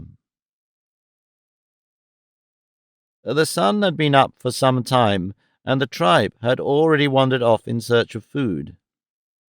Manu indicated the direction they had taken with a wave of his hand and a few piping notes of his squeaky little voice. "Come, Manu," said Tarzan, "and you will see that which shall make you dance for joy and squeal your wrinkled little head off. Come, follow Tarzan of the Apes." With that he set off in the direction Manu had indicated, and above him, chattering, scolding, and squealing, skipped Manu the monkey. Across Tarzan's shoulders was the thing he had stolen from the village of Mbonga the chief the evening before. The tribe was feeding in the forest beside the clearing where Gunto and Torg and Tarzan had so harassed Numa and finally taken away from him the fruit of his kill.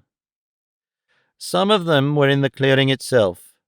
In peace and content they fed, for were there not 3 sentries, each watching upon a different side of the herd? Tarzan had taught them this, and though he had been away for several days hunting alone, as he often did, or visiting at the cabin by the sea, they had not as yet forgotten his admonitions, and if they continued for a short time longer to post sentries, it would become a habit of their tribal life and thus be perpetuated indefinitely.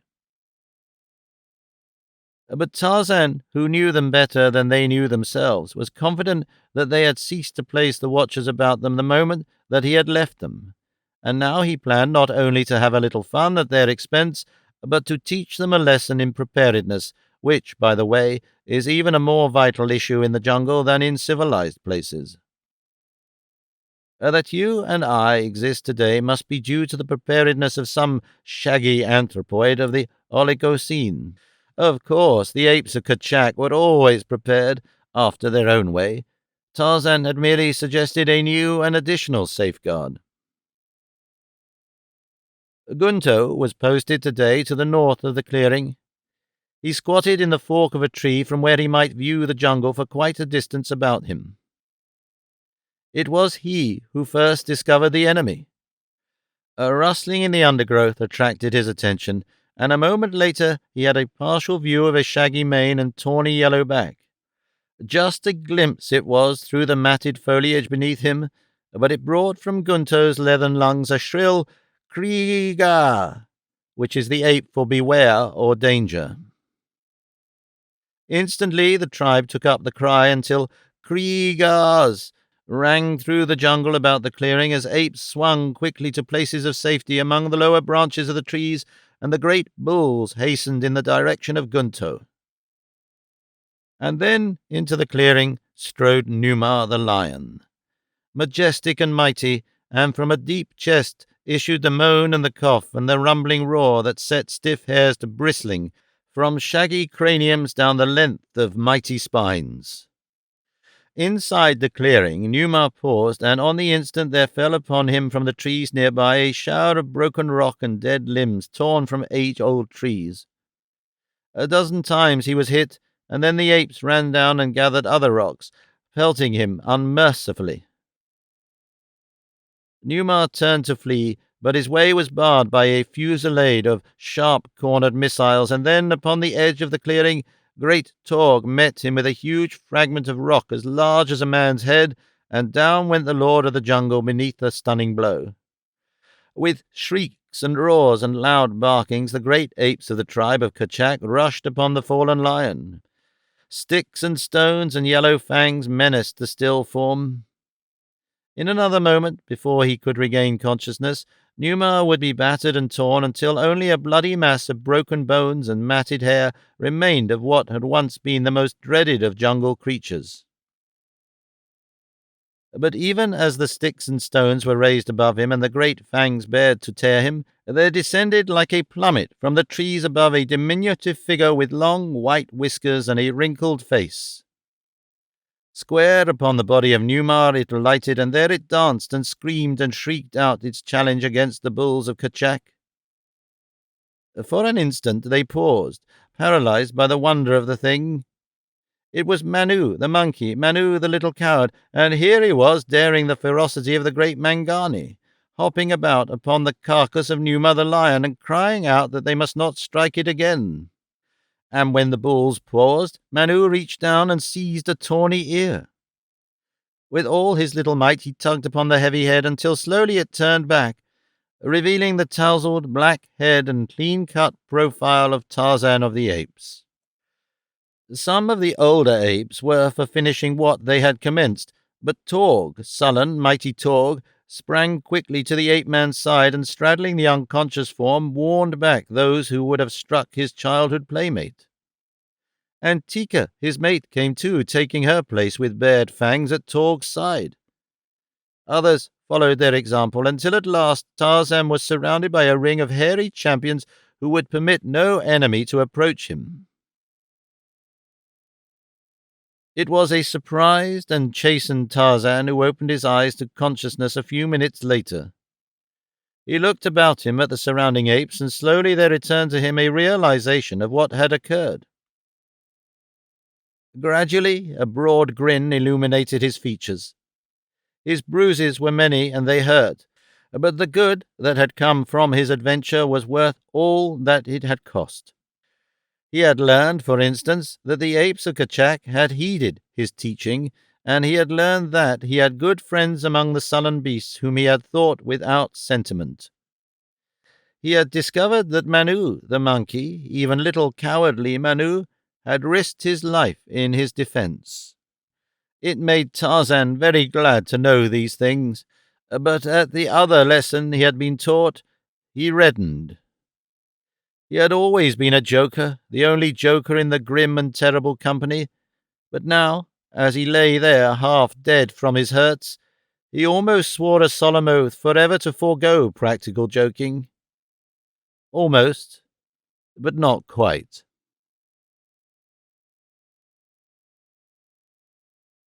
Chapter 9. The Nightmare.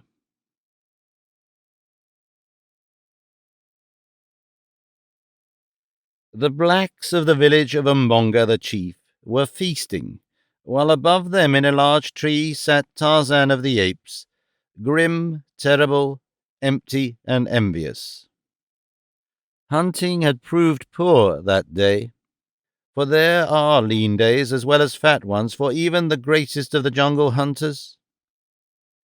Oftentimes Tarzan went empty for more than a full sun, and he had passed through entire moons during which he had been but barely able to stave off starvation. But such times were infrequent. There had once been a period of sickness among the grass-eaters which had left the plains almost bare of game for several years, and again the great cats had increased so rapidly and so overrun the country that their prey, which was also Tarzan's, had been frightened off for a considerable time. But for the most part, Tarzan had fed well always. Today, though, he had gone empty, one misfortune following another as rapidly as he'd raised new quarry, so that now, as he sat perched in the tree above the feasting blacks, he experienced all the pangs of famine, and his hatred for his lifelong enemies waxed strong in his breast. It was tantalizing indeed to sit there hungry while these Gomangani filled themselves so full of food that their stomachs seemed almost upon the point of bursting, and with elephant steaks at that. It was true that Tarzan and Tantor were the best of friends, and that Tarzan never yet had tasted of the flesh of the elephant, but the Gomangani evidently had slain one, and as they were eating of the flesh of their kill, Tarzan was assailed by no doubts as to the ethics of his doing likewise, should he have the opportunity. Had he known that the elephant had died of sickness several days before the blacks discovered the carcass, he might not have been so keen to partake of the feast, for Tarzan of the Apes was no carrion eater. Hunger, however, may blunt the most Epicurean tastes, and Tarzan was not exactly an epicure.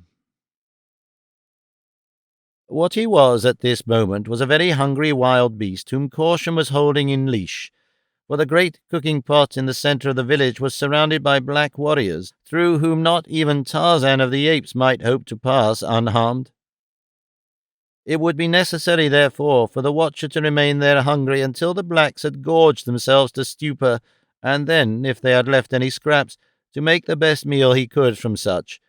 But to the impatient Tarzan it seemed that the greedy Gomangani would rather burst than leave the feast before the last morsel had been devoured. For a time they broke the monotony of eating by executing portions of a hunting dance, a maneuver which sufficiently stimulated digestion to permit them to fall to once more with renewed vigor. But with the consumption of appalling quantities of elephant meat and native beer, they presently became too loggy for physical exertion of any sort, some reaching a stage where they no longer could rise from the ground, but lay conveniently close to the great cooking pot, stuffing themselves into unconsciousness. It was well past midnight before Tarzan could even begin to see the end of the orgy. The blacks were now falling asleep rapidly, but a few still persisted. From before their condition Tarzan had no doubt but that he easily could enter the village and snatch a handful of meat from before their noses, but a handful was not what he wanted. Nothing less than a stomachful would allay the gnawing craving of that great emptiness. He must, therefore, have ample time to forage in peace. At last, but a single warrior remained true to his ideals, an old fellow whose once wrinkled belly was now as smooth and as tight as the head of a drum. With evidences of great discomfort and even pain, he would crawl toward the pot and drag himself slowly to his knees, from which position he could reach into the receptacle and seize a piece of meat. Then he would roll over on his back with a loud groan and lie there while he slowly forced the food between his teeth and down into his gorged stomach. It was evident to Tarzan that the old fellow would eat until he died, or until there was no more meat. The ape-man shook his head in disgust. What foul creatures were these Gomangani? Yet of all the jungle folk they alone resembled Tarzan closely in form. Tarzan was a man, and they, too, must be some manner of men, just as the little monkeys and the great apes and Bolgani the gorilla were quite evidently of one great family, though differing in size and appearance and customs. Tarzan was ashamed, for of all the beasts of the jungle, then, man was the most disgusting, man and Dango the hyena. Only man and Dango ate until they swelled up like a dead rat. Tarzan had seen Dango eat his way into the carcass of a dead elephant, and then continue to eat so much that he had been unable to get out of the hole through which he had entered. Now he could readily believe that man, given the opportunity, would do the same. Man, too, was the most unlovely of creatures, with his skinny legs and his big stomach, his filed teeth and his thick red lips. Man was disgusting. Tarzan's gaze was riveted upon the hideous old warrior wallowing in filth beneath him. There, the thing was struggling to its knees to reach for another morsel of flesh. It groaned aloud in pain, and yet it persisted in eating, ever eating. Tarzan could endure it no longer, neither his hunger nor his disgust. Silently he slipped to the ground with the bole of the great tree between himself and the feaster. The man was still kneeling, bent almost double in agony before the cooking pot. His back was toward the ape-man. Swiftly and noiselessly Tarzan approached him. There was no sound as steel fingers closed about the black throat. The struggle was short, for the man was old and already half stupefied from the effects of the gorging and the beer. Tarzan dropped the inert mass and scooped several large pieces of meat from the cooking pot, enough to satisfy even his great hunger. Then he raised the body of the feaster and shoved it into the vessel. When the other blacks awoke, they would have something to think about. Tarzan grinned. As he turned toward the tree with his meat, he picked up a vessel containing beer and raised it to his lips, but at the first taste he spat the stuff from his mouth and tossed the primitive tankard aside. He was quite sure that even Dango would draw the line at such filthy-tasting drink as that, and his contempt for man increased with the conviction. Tarzan swung off into the jungle some half-mile or so before he paused to partake of his stolen food. He noticed that it gave forth a strange and unpleasant odor, but assumed that this was due to the fact that it had stood in a vessel of water above a fire. Tarzan was, of course, unaccustomed to cook food. He did not like it, but he was very hungry and had eaten a considerable portion of his haul before it was really borne in upon him that the stuff was nauseating. It required far less than he had imagined it would to satisfy his appetite. Throwing the balance to the ground, he curled up in a convenient crotch and sought slumber, but slumber seemed difficult to woo. Ordinarily, Tarzan of the Apes was asleep as quickly as a dog after it curls itself upon a hearthrug before a roaring blaze, but tonight he squirmed and twisted, for at the pit of his stomach was a peculiar feeling that resembled nothing more closely than an attempt upon the part of the fragments of elephant meat reposing there to come out into the night and search for their elephant, but Tarzan was adamant. He gritted his teeth and held them back. He was not to be robbed of his meal after waiting so long to obtain it.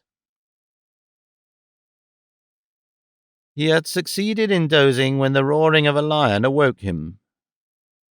He sat up to discover that it was broad daylight. Tarzan rubbed his eyes. Could it be that he had really slept? He did not feel particularly refreshed as he should have after a good sleep. A noise attracted his attention, and he looked down to see a lion standing at the foot of the tree gazing hungrily at him. Tarzan made a face at the king of beasts, whereat Numa, greatly to the ape-man's surprise, started to climb up into the branches toward him. Now, never before had Tarzan seen a lion climb a tree, yet, for some unaccountable reason, he was not greatly surprised that this particular lion should do so. As the lion climbed slowly toward him, Tarzan sought higher branches, but to his chagrin he discovered that it was with the utmost difficulty that he could climb at all. Again and again he slipped back, losing all that he had gained, while the lion kept steadily at his climbing, coming ever closer and closer to the ape-man. Tarzan could see the hungry light in the yellow-green eyes. He could see the slaver on the drooping jowls and the great fangs agape to seize and destroy him. Clawing desperately, the ape-man at last succeeded in gaining a little upon his pursuer. He reached the more slender branches far aloft, where he well knew no lion could follow. Yet on and on came devil-faced Numa. It was incredible, but it was true. Yet what most amazed Tarzan was that though he realized the incredibility of it all, he at the same time accepted it as a matter of course. First, that a lion should climb at all, and second, that he should enter the upper terraces where even Sheeta, the panther, dared not venture. To the very top of a tall tree the ape-man clawed his awkward way, and after him came Numa the lion, moaning dismally. At last Tarzan stood, balanced upon the very utmost pinnacle of a swaying branch, high above the forest. He could go no farther. Below him the lion came steadily upward, and Tarzan of the Apes realized that at last the end had come. He could not do battle upon a tiny branch with Numa the lion, especially with such a Numa, to which swaying branches 200 feet above the ground provided as substantial footing as the ground itself. Nearer and nearer came the lion. Another moment, and he could reach up with one great paw and drag the ape-man downward to those awful jaws. A whirring noise above his head caused Tarzan to glance apprehensively upward. A great bird was circling close above him. He never had seen so large a bird in all his life, yet he recognized it immediately, for had he not seen it hundreds of times in one of the books in the little cabin by the landlocked bay? The moss-grown cabin that with its contents was the sole heritage left by his dead and unknown father to the young Lord Greystoke? In the picture book, the great bird was shown flying far above the ground with a small child in its talons, while beneath a distracted mother stood with uplifted hands. The lion was already reaching forth a taloned paw to seize him when the bird swooped and buried no less formidable talons in Tarzan's back. The pain was numbing, but it was with a sense of relief that the ape-man felt himself snatched from the clutches of Numa. With a great whirring of wings, the bird rose rapidly until the forest lay far below. It made Tarzan sick and dizzy to look down upon it from so great a height, so he closed his eyes tight and held his breath. Higher and higher climbed the huge bird. Tarzan opened his eyes. The jungle was so far away that he could see only a dim green blur below him, but just above and quite close was the sun. Tarzan reached out his hands and warmed them, for they were very cold. Then a sudden madness seized him. Where was the bird taking him? Was he to submit thus passively to a feathered creature, however enormous? Was he, Tarzan of the Apes, mighty fighter, to die without striking a blow in his own defense? Never!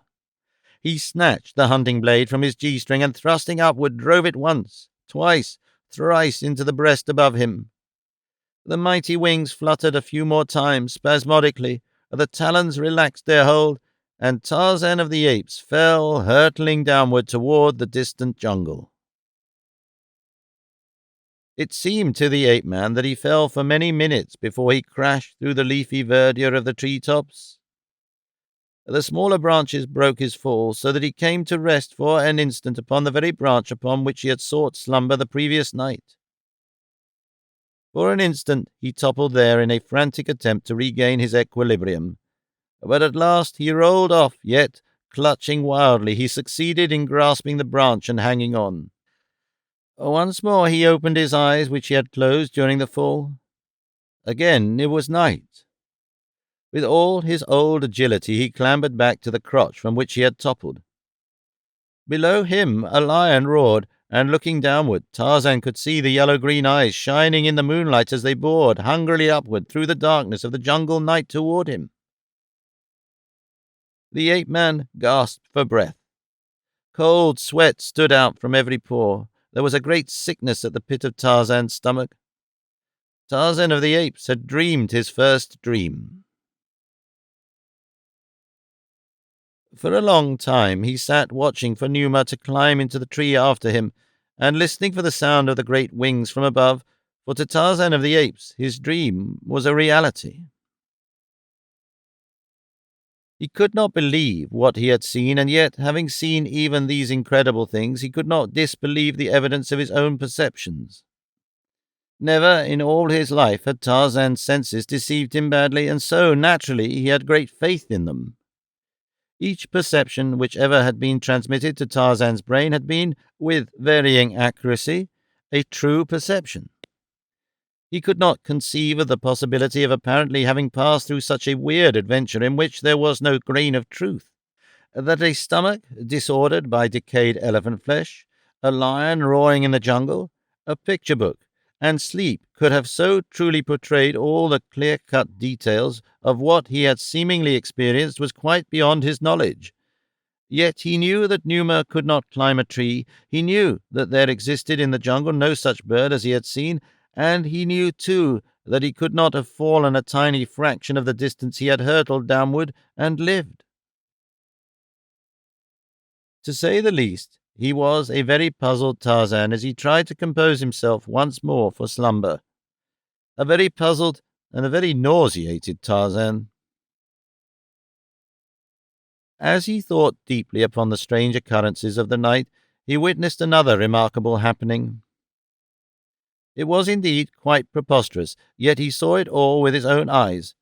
It was nothing less than Hista, the snake, wreathing his sinuous and slimy way up the bole of the tree below him. Hista, with the head of the old man Tarzan had shoved into the cooking pot, the head and the round, tight, black, distended stomach. As the old man's frightful face, with upturned eyes, set and glassy, came close to Tarzan, the jaws opened to seize him. The ape-man struck furiously at the hideous face, and as he struck, the apparition disappeared. Tarzan sat straight up upon his branch, trembling in every limb, wide-eyed and panting. He looked all around him with his keen jungle-trained eyes, but he saw naught of the old man with the body of Histar the snake, but on his naked thigh the ape-man saw a caterpillar, dropped from a branch above him. With a grimace he flicked it off into the darkness beneath. And so the night wore on, dream following dream, nightmare following nightmare, until the distracted ape-man started like a frightened deer at the rustling of the wind in the trees about him, or leapt to his feet as the uncanny laugh of a hyena burst suddenly upon a momentary jungle silence. But at last the tardy morning broke, and a sick and feverish Tarzan wound sluggishly through the dank and gloomy mazes of the forest in search of water. His whole body seemed on fire. A great sickness surged upwards to his throat. He sought a tangle of almost impenetrable thicket, and, like the wild beast he was, he crawled into it to die alone and unseen, safe from the attacks of predatory carnivora. But he did not die. For a long time he wanted to, but presently nature and an outraged stomach relieved themselves in their own therapeutic manner. The ape-man broke into a violent perspiration, and then fell into a normal and untroubled sleep, which persisted well into the afternoon. When he awoke, he found himself weak, but no longer sick. Once more he sought water, and after drinking deeply, took his way slowly toward the cabin by the sea. In times of loneliness and trouble, it had long been his custom to seek there the quiet and restfulness which he could find nowhere else. As he approached the cabin and raised the crude latch which his father had fashioned so many years before, two small, bloodshot eyes watched him from the concealing foliage of the jungle close by. From beneath shaggy, beetling brows they glared maliciously upon him, maliciously and with a keen curiosity. Then Tarzan entered the cabin and closed the door after him. Here, with all the world shut out from him, he could dream without fear of interruption. He could curl up and look at the pictures in the strange things which were books. He could puzzle out the printed word he had learned to read without knowledge of the spoken language it represented. He could live in a wonderful world of which he had no knowledge beyond the covers of his beloved books. Numa and Sabor might prowl about close to him, the elements might rage in all their fury, but here at least Tarzan might be entirely off his guard in a delightful relaxation, which gave him all his faculties for the uninterrupted pursuit of this greatest of all his pleasures. Today he turned to the picture of the huge bird which bore off the little Tarmangani in its talons. Tarzan puckered his brows as he examined the coloured print. Yes, this was the very bird that had carried him off the day before, for to Tarzan the dream had been so great a reality that he still thought another day and a night had passed since he had lain down in the tree to sleep. But the more he thought upon the matter, the less positive he was as to the verity of the seeming adventure through which he had passed. Yet, where the real had ceased and the unreal commenced, he was quite unable to determine. Had he really then been to the village of the blacks at all? Had he killed the old Gomangani? Had he eaten of the elephant meat? Had he been sick? Tarzan scratched his tousled black head and wondered. It was all very strange, yet he knew that he never had seen Numa climb a tree, or Histar with the head and belly of an old black man whom Tarzan already had slain. Finally, with a sigh, he gave up trying to fathom the unfathomable, yet in his heart of hearts he knew that something had come into his life that he never before had experienced, another life which existed when he slept, and the consciousness of which was carried over into his waking hours. Then he commenced to wonder if some of these strange creatures which he met in his sleep might not slay him, for at such times Tarzan of the Apes seemed to be a different Tarzan, sluggish, helpless, and timid. wishing to flee his enemies as fled Bara, the deer, most fearful of creatures. Thus, with a dream came the first faint tinge of a knowledge of fear, a knowledge which Tarzan awake had never experienced, and perhaps he was experiencing what his early forebears passed through and transmitted to posterity in the form of superstition first and religion later. For they, as Tarzan, had seen things at night which they could not explain by the daylight standards of sense perception or of reason, and so had built for themselves a weird explanation which included grotesque shapes, possessed of strange and uncanny powers, to whom they finally came to attribute all those inexplicable phenomena of nature which, with each recurrence, filled them with awe, with wonder, or with terror. And as Tarzan concentrated his mind on the little bugs upon the printed page before him, the active recollection of the strange adventures presently merged into the text of that which he was reading. A story of Bolgani, the gorilla, in captivity. There was a more or less lifelike illustration of Bolgani in colors and in a cage, with many remarkable-looking Tarmangani standing against a rail and peering curiously at the snarling brute. Tarzan wondered not a little, as he always did, at the odd and seemingly useless array of colored plumage which covered the bodies of the Tarmangani. It always caused him to grin a trifle when he looked at these strange creatures. He wondered if they so covered their bodies from shame of their hairlessness, or because they thought the odd things they wore added any to the beauty of their appearance. Particularly was Tarzan amused by the grotesque headdresses of the pictured people. He wondered how some of the shes succeeded in balancing theirs in an upright position, and he came as near to laughing aloud as he ever had as he contemplated the funny little round things upon the heads of the hes.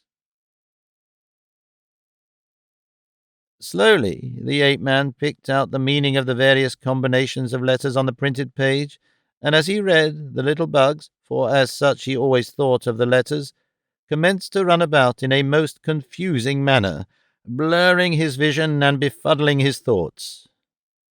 Twice he brushed the back of a hand smartly across his eyes, but only for a moment could he bring the bugs back to coherent and intelligible form. He had slept ill the night before, and now he was exhausted from the loss of sleep, from sickness, and from the slight fever he had had, so that it became more and more difficult to fix his attention or to keep his eyes open. Tarzan realized that he was falling asleep, and just as the realization was borne in upon him, and he had decided to relinquish himself to an inclination which had assumed almost the proportions of a physical pain, he was aroused by the opening of the cabin door. Turning quickly toward the interruption, Tarzan was amazed, for a moment, to see, bulking large in the doorway, the huge and hairy form of Bolgani, the gorilla. Now, there was scarcely a denizen of the great jungle with whom Tarzan would rather not have been cooped up inside the small cabin than Bolgani the gorilla, yet he felt no fear, even though his quick eye noted that Bolgani was in the throes of that jungle madness which seizes upon so many of the fiercer males. Ordinarily, the huge gorillas avoid conflict, hide themselves from the other jungle folk, and are generally the best of neighbors. But when they are attacked, or the madness seizes them, there is no jungle denizen so bold and fierce as to deliberately seek a quarrel with them. But for Tarzan, there was no escape. Bolgani was glowering at him from red-rimmed, wicked eyes. In a moment he would rush in and seize the ape-man. Tarzan reached for the hunting knife where he had lain it on the table beside him, but as his fingers did not immediately locate the weapon, he turned a quick glance in search of it. As he did so, his eyes fell upon the book he had been looking at, which still lay open at the picture of Bolgani. Tarzan found his knife, but he merely fingered it idly and grinned in the direction of the advancing gorilla. Not again would he be fooled by empty things which came while he slept. In a moment, no doubt, Bolgani would turn into Pamba the rat, with the head of Tantor the elephant. Tarzan had seen enough of such strange happenings recently to have some idea as to what he might expect, but this time Bolgani did not alter his form as he came slowly toward the young ape-man. Tarzan was a bit puzzled, too, that he felt no desire to rush frantically to some place of safety, as had been the sensation most conspicuous in the other of his new and remarkable adventures. He was just himself now, ready to fight if necessary, but still sure that no flesh-and-blood gorilla stood before him.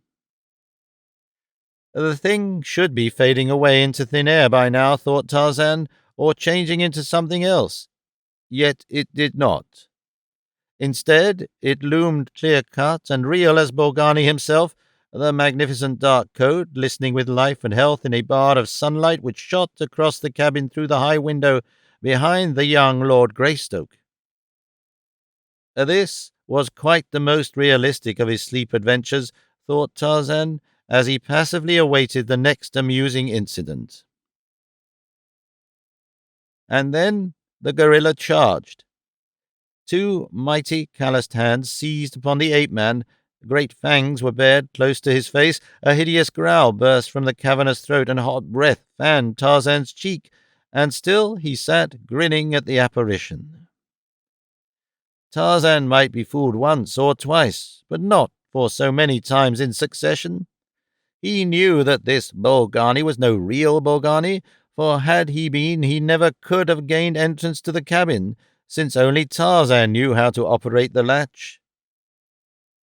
The gorilla seemed puzzled by the strange passivity of the hairless ape. He paused an instant with his jaws snarling close to the other's throat. Then he seemed suddenly to come to some decision.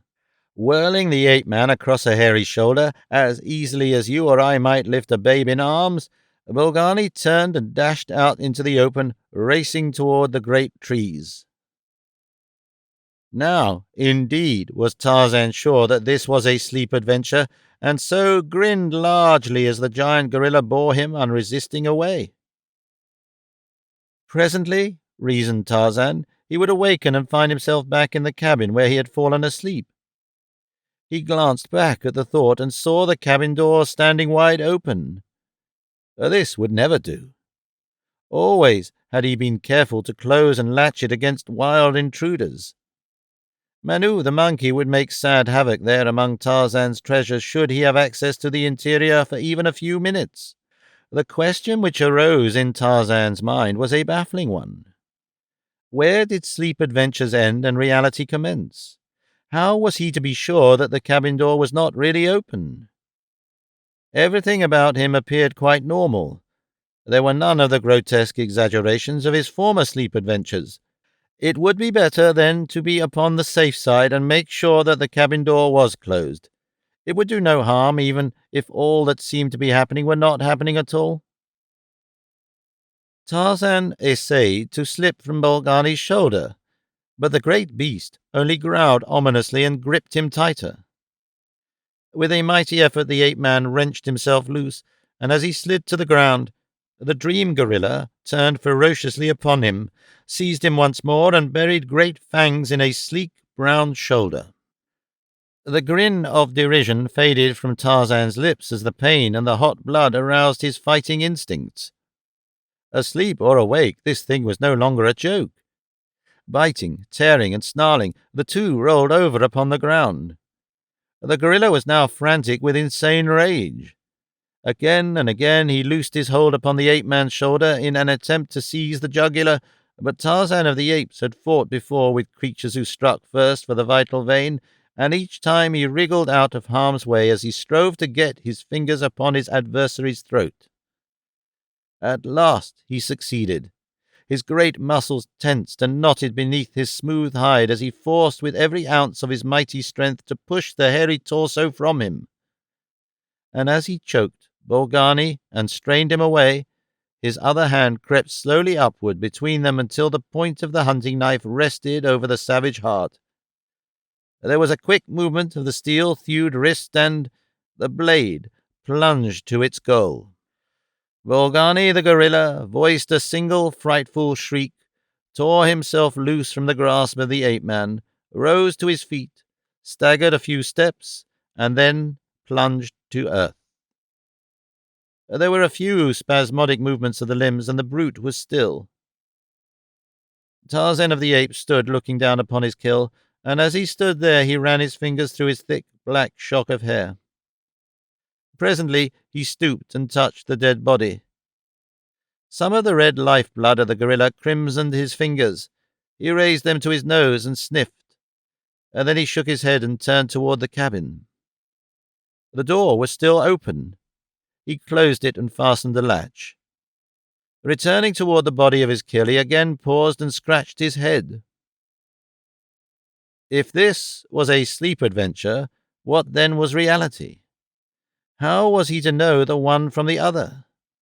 How much of all that had happened in his life had been real, and how much unreal? He placed a foot upon the prostrate form, and raising his face to the heavens, gave voice to the kill cry of the bull ape. Far in the distance, a lion answered. It was very real, and yet he did not know. Puzzled, he turned away into the jungle. No, he did not know what was real and what was not. But there was one thing that he did know. Never again would he eat the flesh of Tantor the elephant.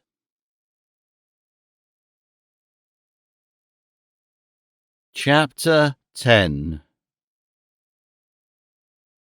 The Battle for Tika.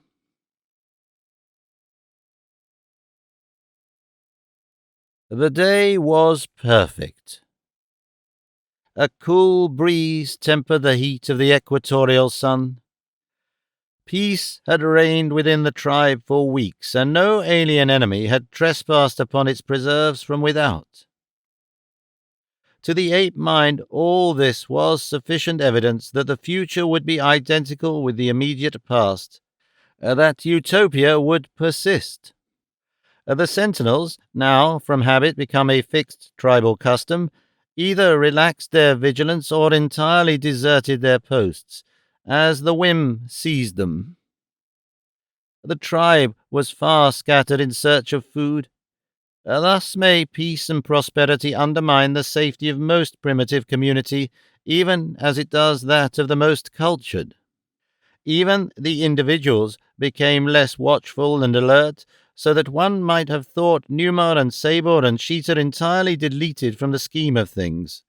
The Shis and the Balus roamed unguarded through the sullen jungle, while the greedy males foraged far afield, and thus it was that Tika and Gazan, her Balu, hunted upon the extreme southern edge of the tribe with no great male near them. Still farther south there moved through the forest a sinister figure, a huge bull ape maddened by solitude and defeat. A week before he had contended for the kingship of a tribe far distant, and now, battered and still sore, he roamed the wilderness an outcast. Later he might return to his own tribe and submit to the will of the hairy brute he had attempted to dethrone, but for the time being he dared not do so, since he had sought not only the crown but the wives as well of his lord and master. It would require an entire moon at least to bring forgetfulness to him he had wronged, and so Toog wandered a strange jungle, grim, terrible, hate-filled. It was in this mental state that Toog came unexpectedly upon a young she feeding alone in the jungle. A stranger she, lithe and strong and beautiful beyond compare. Toog caught his breath and slunk quickly to one side of the trail where the dense foliage of the tropical underbrush concealed him from Tika, while permitting him to feast his eyes upon her loveliness. But not alone were they concerned with Tika. They roved the surrounding jungle in search of the bulls and cows and balus of her tribe, though principally for the bulls. When one covets a she of an alien tribe, one must take into consideration the great, fierce, hairy guardians who seldom wander far from their wards, and who will fight a stranger to the death in protection of the mate or offspring of a fellow, precisely as they would fight for their own. Toog could see no sign of any ape other than the strange she and a young Balu playing nearby. His wicked, bloodshot eyes half closed as they rested upon the charms of the former, As for the Baloo, one snap of those great jaws upon the back of its little neck would prevent it from raising any unnecessary alarm. Toog was a fine, big male, resembling in many ways Tika's mate, Torg. Each was in its prime, and each was wonderfully muscled, perfectly fanged, and as horrifyingly ferocious as the most exacting and particular she could wish. Had Toog been of her own tribe, Tika might as readily have yielded to him as to Torg when her mating time arrived. But now she was Torg's, and no other male could claim her without first defeating Torg in personal combat. And even then Tika retained some rights in the matter. If she did not favor a correspondent, she could enter the list with her rightful mate and do her part toward discouraging his advances, a part, too, which would prove no mean assistance to her lord and master, for Tika, even though her fangs were smaller than a male's, could use them to excellent effect. Just now, Tika was occupied in a fascinating search for beetles, to the exclusion of all else. She did not realize how far she and Ghazan had become separated from the balance of the tribe, nor were her defensive senses upon the alert as they should have been. Months of immunity from danger under the protecting watchfulness of the sentries, which Tarzan had taught the tribe to post, had lulled them all into a sense of peaceful security based on that fallacy which has wrecked many enlightened communities in the past and will continue to wreck others in the future, that because they have not been attacked, they never will be. Toog, having satisfied himself that only the she and her Baloo were in the immediate vicinity, crept stealthily forward. Tika's back was toward him when he finally rushed upon her, but her senses were at last awakened to the presence of danger, and she wheeled to face the strange bull just before he reached her. Toog halted a few paces from her. His anger had fled before the seductive feminine charms of the stranger. He made conciliatory noises, a species of clucking sound with his broad, flat lips, that were, too, not greatly dissimilar to that which might be produced in an osculatory solo. But Tika only bared her fangs and growled. Little Ghazan started to run toward his mother, but she warned him away with a quick "Krieger," telling him to run high into a tall tree. Evidently Tika was not favorably impressed by her new suitor. Toog realized this and altered his methods accordingly. He swelled his giant chest, beat upon it with his calloused knuckles, and swaggered to and fro before her. "I am Toog," he boasted. "Look at my fighting fangs. Look at my great arms and my mighty legs. With one bite I can slay your biggest bull. Alone I have slain Sheeta. I am Toog. Toog wants you." And then he waited for the effect, nor did he have long to wait. Tika turned with a swiftness which belied her great weight and bolted in the opposite direction. Toog, with an angry growl, leapt in pursuit, but the smaller, lighter female was too fleet for him. He chased her for a few yards, and then, foaming and barking, he halted and beat upon the ground with his hard fists. From the tree above him, little Ghazan looked down and witnessed the stranger bull's discomfiture. Being young and thinking himself safe above the reach of the heavy male, Ghazan screamed an ill-timed insult at their tormentor. Toog looked up. Tika had halted at a little distance. She would not go far from her Baloo, that Toog quickly realized and as quickly determined to take advantage of. He saw that the tree in which the young ape squatted was isolated, and that Ghazan could not reach another without coming to earth. He would obtain the mother through her love for her young. He swung himself into the lower branches of the tree. Little Ghazan ceased to insult him. His expression of deviltry changed to one of apprehension, which was quickly followed by fear as Toog commenced to ascend toward him. Tika screamed to Ghazan to climb higher, and the little fellow scampered upward among the tiny branches which would not support the weight of the great bull, but nevertheless Toog kept on climbing. Tika was not fearful. She knew that he could not ascend far enough to reach Gazan, so she sat at a little distance from the tree and applied jungle opprobrium to him. Being a female, she was a past master of the art. But she did not know the malevolent cunning of Toog's little brain. She took it for granted that the bull would climb as high as he could toward Gazan, and then, finding that he could not reach him, resume his pursuit of her, which she knew would prove equally fruitless. So sure was she of the safety of her balu and her own ability to take care of herself, that she did not voice the cry for help which would soon have brought the other members of the tribe flocking to her side. Toog slowly reached the limit to which he dared risk his great weight to the slender branches. Gazan was still 15 feet above him. The bull braced himself and seized the main branch in his powerful hands, and then he commenced shaking it vigorously. Tika was appalled. Instantly she realized what the bull purposed. Gazan clung far out upon a swaying limb. At the first shake he lost his balance, though he did not quite fall, clinging still with his 4 hands, but Toog redoubled his efforts. The shaking produced a violent snapping of the limb to which the young ape clung.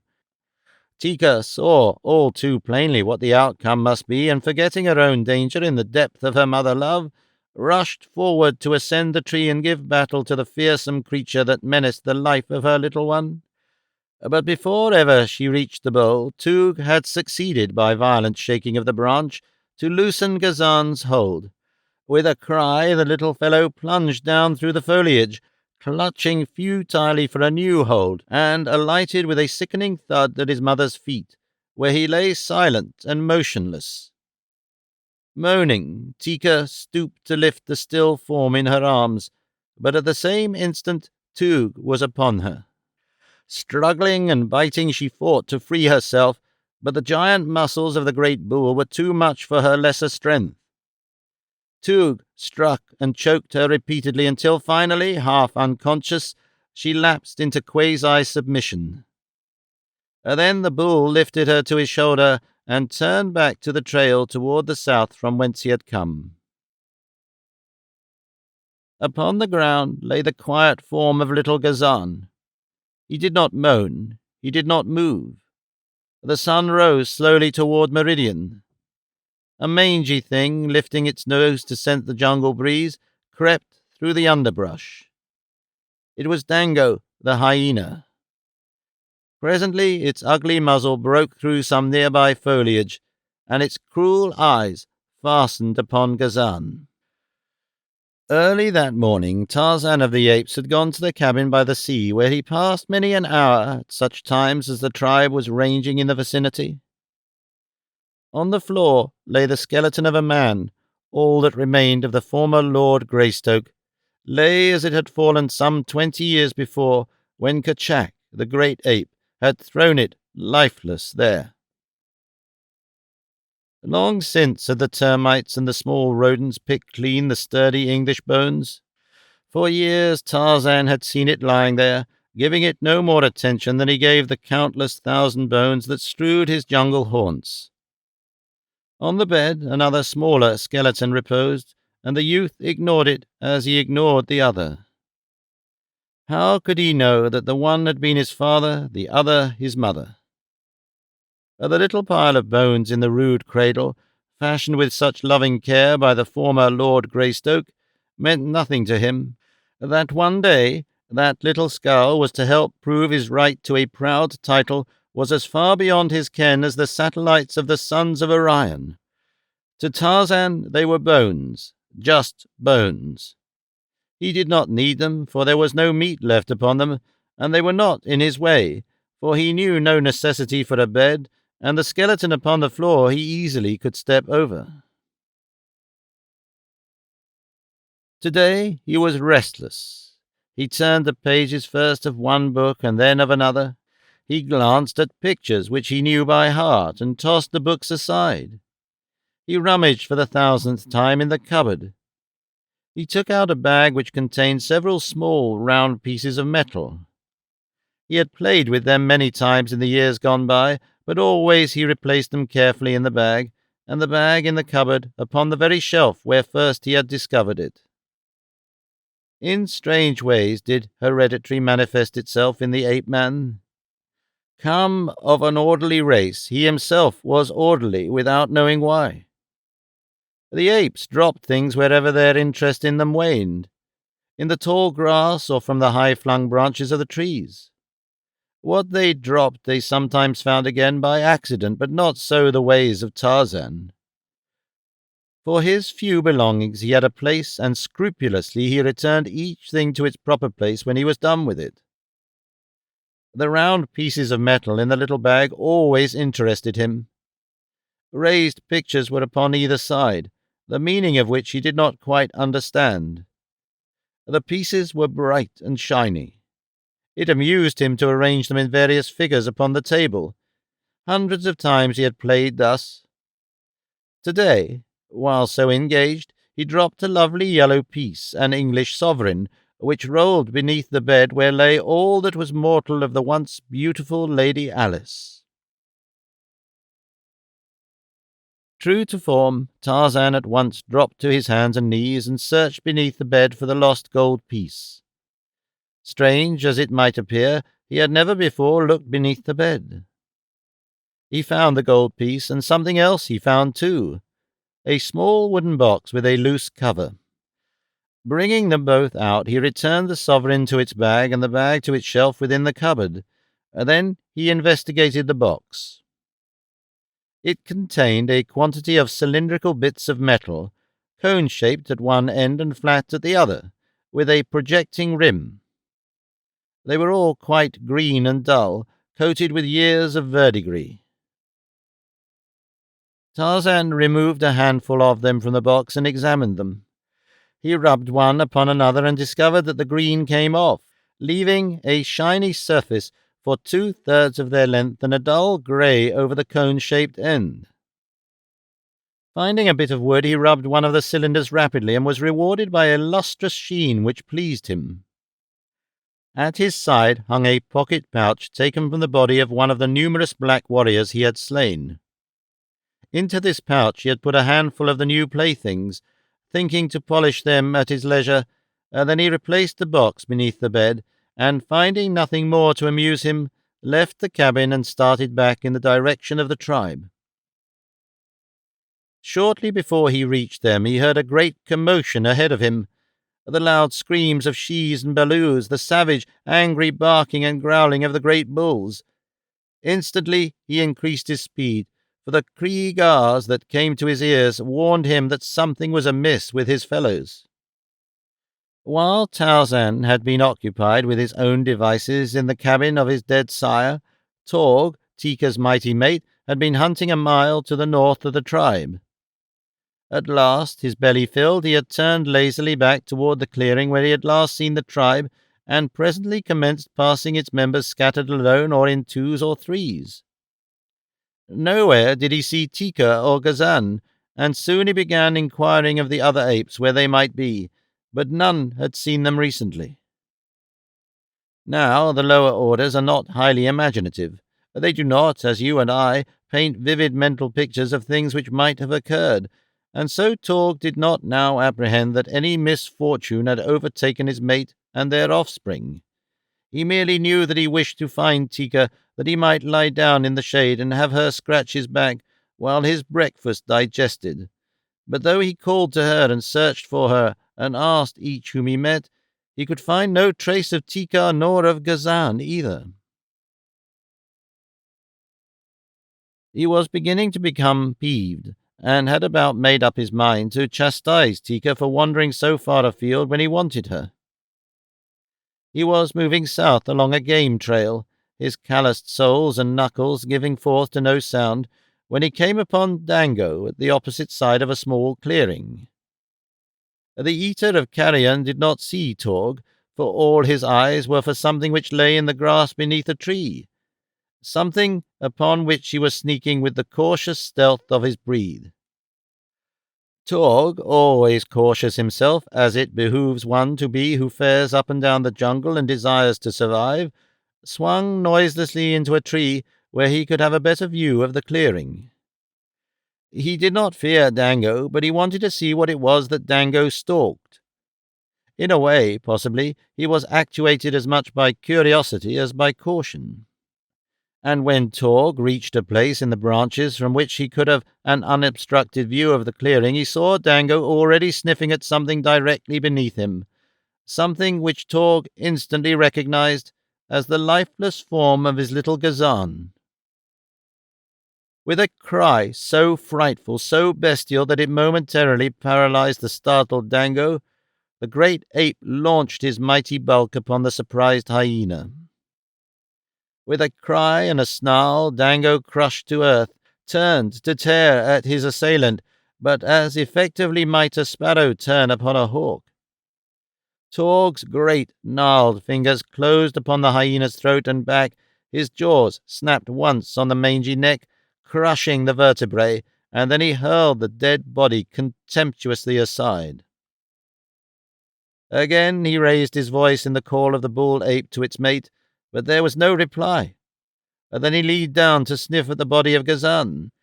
In the breast of this savage, hideous beast there beat a heart which was moved, however slightly, by the same emotions of paternal love which affect us. Even had we no actual evidence of this, we must know it still, since only thus might be explained the survival of the human race, in which the jealousy and selfishness of the bulls would, in the earliest stages of the race, have wiped out the young as rapidly as they were brought into the world, had not God implanted in the savage bosom that paternal love which evidences itself most strongly in the protective instinct of the male.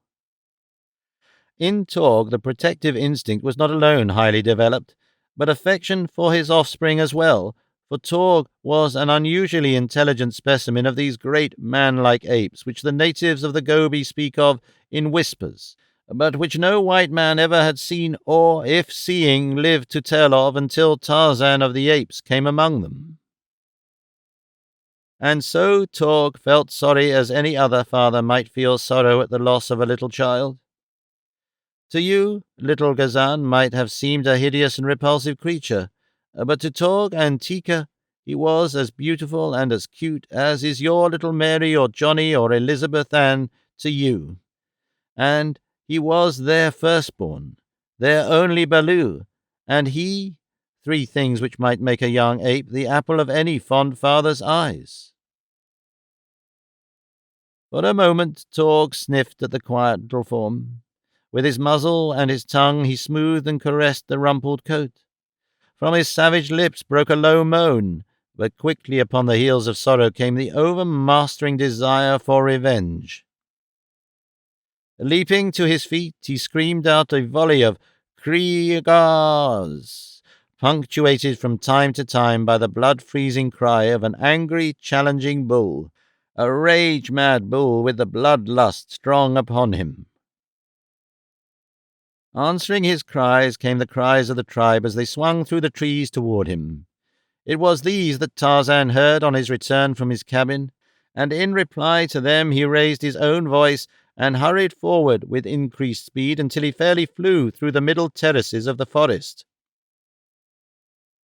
When at last he came upon the tribe, he saw their numbers gathered about Torg and something which lay quietly upon the ground. Dropping among them, Tarzan approached the center of the group. Torg was still roaring out his challenges, but when he saw Tarzan he ceased, and stooping picked up Gazan in his arms and held him out for Tarzan to see. Of all the bulls of the tribe, Torg held affection for Tarzan only. Tarzan he trusted and looked up to as one wiser and more cunning.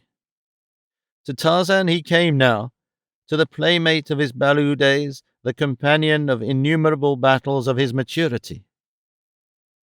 When Tarzan saw the still form in Torg's arms, a low growl broke from his lips, for he too loved Tika's little Baloo. "Who did it?" he asked. "Where is Tika?"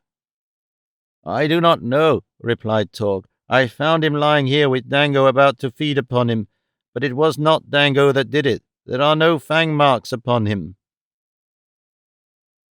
Tarzan came closer and placed an ear against Gazan's breast. "He is not dead," he said. "Maybe he will not die." He pressed through the crowd of apes and circled once more about them, examining the ground step by step. Suddenly he stopped and, placing his nose close to the earth, sniffed. And then he sprang to his feet, giving a peculiar cry. Torg and the others pressed forward, for the sound told them that the hunter had found the spoor of his quarry. "A stranger bull has been here," said Tarzan. "It was he that hurt Gazan. He has carried off Tika." Torg and the other bulls commenced to roar and threaten, but they did nothing. Had the stranger bull been within sight, they would have torn him to pieces, but it did not occur to them to follow him. "If the 3 bulls had been watching around the tribe, this would not have happened," said Tarzan. "Such things will happen as long as you do not keep the 3 bulls watching for an enemy. The jungle is full of enemies, and yet you let your shes and your balus feed where they will, alone and unprotected. Tarzan goes now. He goes to find Tika and bring her back to the tribe." The idea appealed to the other bulls. "We will all go," they cried. "No," said Tarzan, "you will not all go. We cannot take shes and balus when we go out to hunt and fight. You must remain to guard them, or you will lose them all." They scratched their heads. The wisdom of his advice was dawning upon them, but at first they had been carried away by the new idea, the idea of following up an enemy offender to wrest his prize from him and punish him. The community instinct was ingrained in their characters through ages of custom. They did not know why they had not thought to pursue and punish the offender. They could not know that it was because they had as yet not reached a mental plane which would permit them to work as individuals. In times of stress, the community instinct sent them huddling into a compact herd where the great bulls, by the weight of their combined strength and ferocity, could best protect them from an enemy. The idea of separating to do battle with a foe had not yet occurred to them. It was too foreign to custom, too inimical to community interests, but to Tarzan it was the first and most natural thought. His senses told him that there was but a single bull connected with the attack upon Tika and Gazan. A single enemy did not require the entire tribe for his punishment. 2 swift bulls could quickly overhaul him and rescue Tika. In the past, no one ever had thought to go forth in search of the shes that were occasionally stolen from the tribe. If Numa, Sabor, Sheetor, or a wandering bull ape from another tribe chanced to carry off a maid or a matron while no one was looking, that was the end of it. She was gone. That was all. The bereaved husband, if the victim chanced to have been mated, growled around for a day or 2, and then, if he was strong enough, took another mate within the tribe, and if not, wandered far into the jungle on the chance of stealing one from another community. In the past, Tarzan of the Apes had condoned this practice for the reason that he had no interest in those who had been stolen. But Tika had been his first love, and Tika's balu held a place in his heart such as a balu of his own would have held. Just once before had Tarzan wished to follow and revenge. That had been years before, when Kulonga, the son of Mbonga the chief, had slain Kala. Then, single-handed, Tarzan had pursued and avenged. Now, though to a lesser degree, he was moved by the same passion. He turned toward Torg. "Leave Gazan with Mumga," he said. "She is old, and her fangs are broken, and she is no good, but she can take care of Gazan until we return with Tika. And if Gazan is dead when we come back," he turned to address Mumga, "I will kill you too." "Where are you going?" asked Torg. "We are going to get Tika," replied the ape-man, "and kill the bull who has stolen her. Come." He turned again to the spoor of the stranger bull, which showed plainly to his trained senses, nor did he glance back to note if Torg followed. The latter laid Gazan in Mumga's arms with a parting, "If he dies, Tarzan will kill you," and he followed after the brown-skinned figure that already was moving at a slow trot along the jungle trail. No other bull of the tribe of Kerchak was so good a trailer as Tarzan, for his trained senses were aided by a high order of intelligence. His judgment told him the natural trail for a quarry to follow, so that he need but note the most apparent marks upon the way, and today the trail of Toog was as plain to him as type upon a printed page to you or me. Following close behind the lithe figure of the ape-man came the huge and shaggy bull-ape. No words passed between them. They moved as silently as two shadows among the myriad shadows of the forest. Alert as his eyes and ears was Tarzan's patrician nose. The spoor was fresh, and now that they had passed from the range of the strong ape odor of the tribe, he had little difficulty in following Toog and Tika by scent alone. Tika's familiar scent spoor told both Tarzan and Torg that they were upon her trail, and soon the scent of Toog became as familiar as the other. They were progressing rapidly when suddenly dense clouds overcast the sun. Tarzan accelerated his pace. Now he fairly flew along the jungle trail, or where Toog had taken to the trees, followed nimbly as a squirrel along the bending, undulating pathway of the foliage branches, swinging from tree to tree as Toog had swung before them, but more rapidly because they were not handicapped by a burden such as Toog's. Tarzan felt that they must be almost upon the quarry, for the scent spoor was becoming stronger and stronger when the jungle was suddenly shot by livid lightning, and a deafening roar of thunder reverberated through the heavens and the forest until the earth trembled and shook. And then came the rain, not as it comes to us of the temperate zones, but as a mighty avalanche of water, a deluge which spills tons instead of drops upon the bending forest giants and the terrified creatures which haunt their shade. And the rain did what Tarzan knew what it would do. It wiped the spoor of the quarry from the face of the earth. For a half-hour the torrents fell, and then the sun burst forth, jewelling the forest with a million scintillating gems. But today the ape-man, usually alert to the changing wonders of the jungle, saw them not. Only the fact that the spoor of Tika and her abductor was obliterated found lodgment in his thoughts. Even among the branches of the trees there are well-known trails, just as there are trails upon the surface of the ground. But in the trees they branch and cross more often, since the way is more open than among the dense undergrowth at the surface. Along one of these well-marked trails, Tarzan and Tor continued after the rain had ceased, because the ape-man knew that this was the most logical path for the thief to follow. But when they came to a fork, they were at a loss. Here they halted, while Tarzan examined every branch and leaf which might have been touched by the fleeing ape.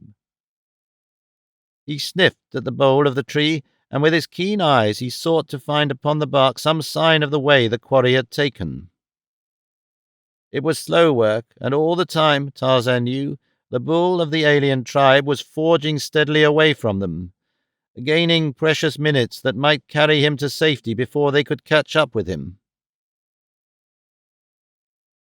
First along one fork he went, and then another, applying every test that his wonderful jungle craft was cognizant of, but again and again he was baffled, for the scent had been washed away by the heavy downpour in every exposed place.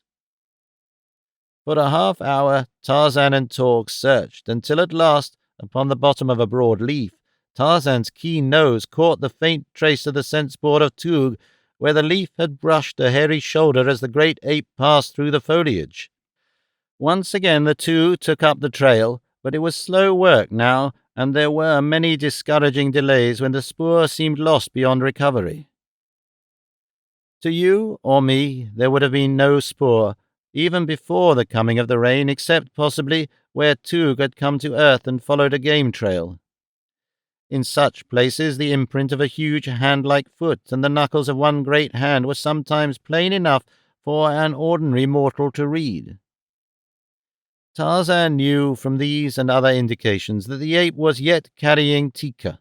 The depth of the imprint of his feet indicated a much greater weight than that of any of the larger bulls, for they were made under the combined weight of Tug and Tiger, while the fact that the knuckles of but one hand touched the ground at any time showed that the other hand was occupied in some other business, the business of holding the prisoner to a hairy shoulder.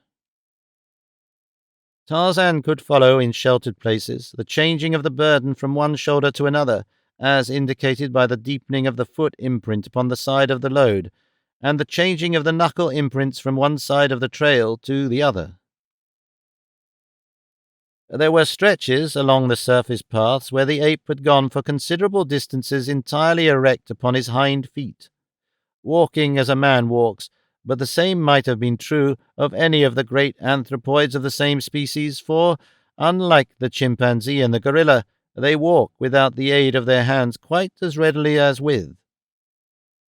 It was such things, however, which helped to identify to Tarzan and to Torg the appearance of the abductor, and with his individual scent characteristic already indelibly impressed upon their memories, they were in a far better position to know him when they came upon him, even should he have disposed of Tika before, than is a modern sleuth with his photographs and Bertillon measurements, equipped to recognize a fugitive from civilized justice.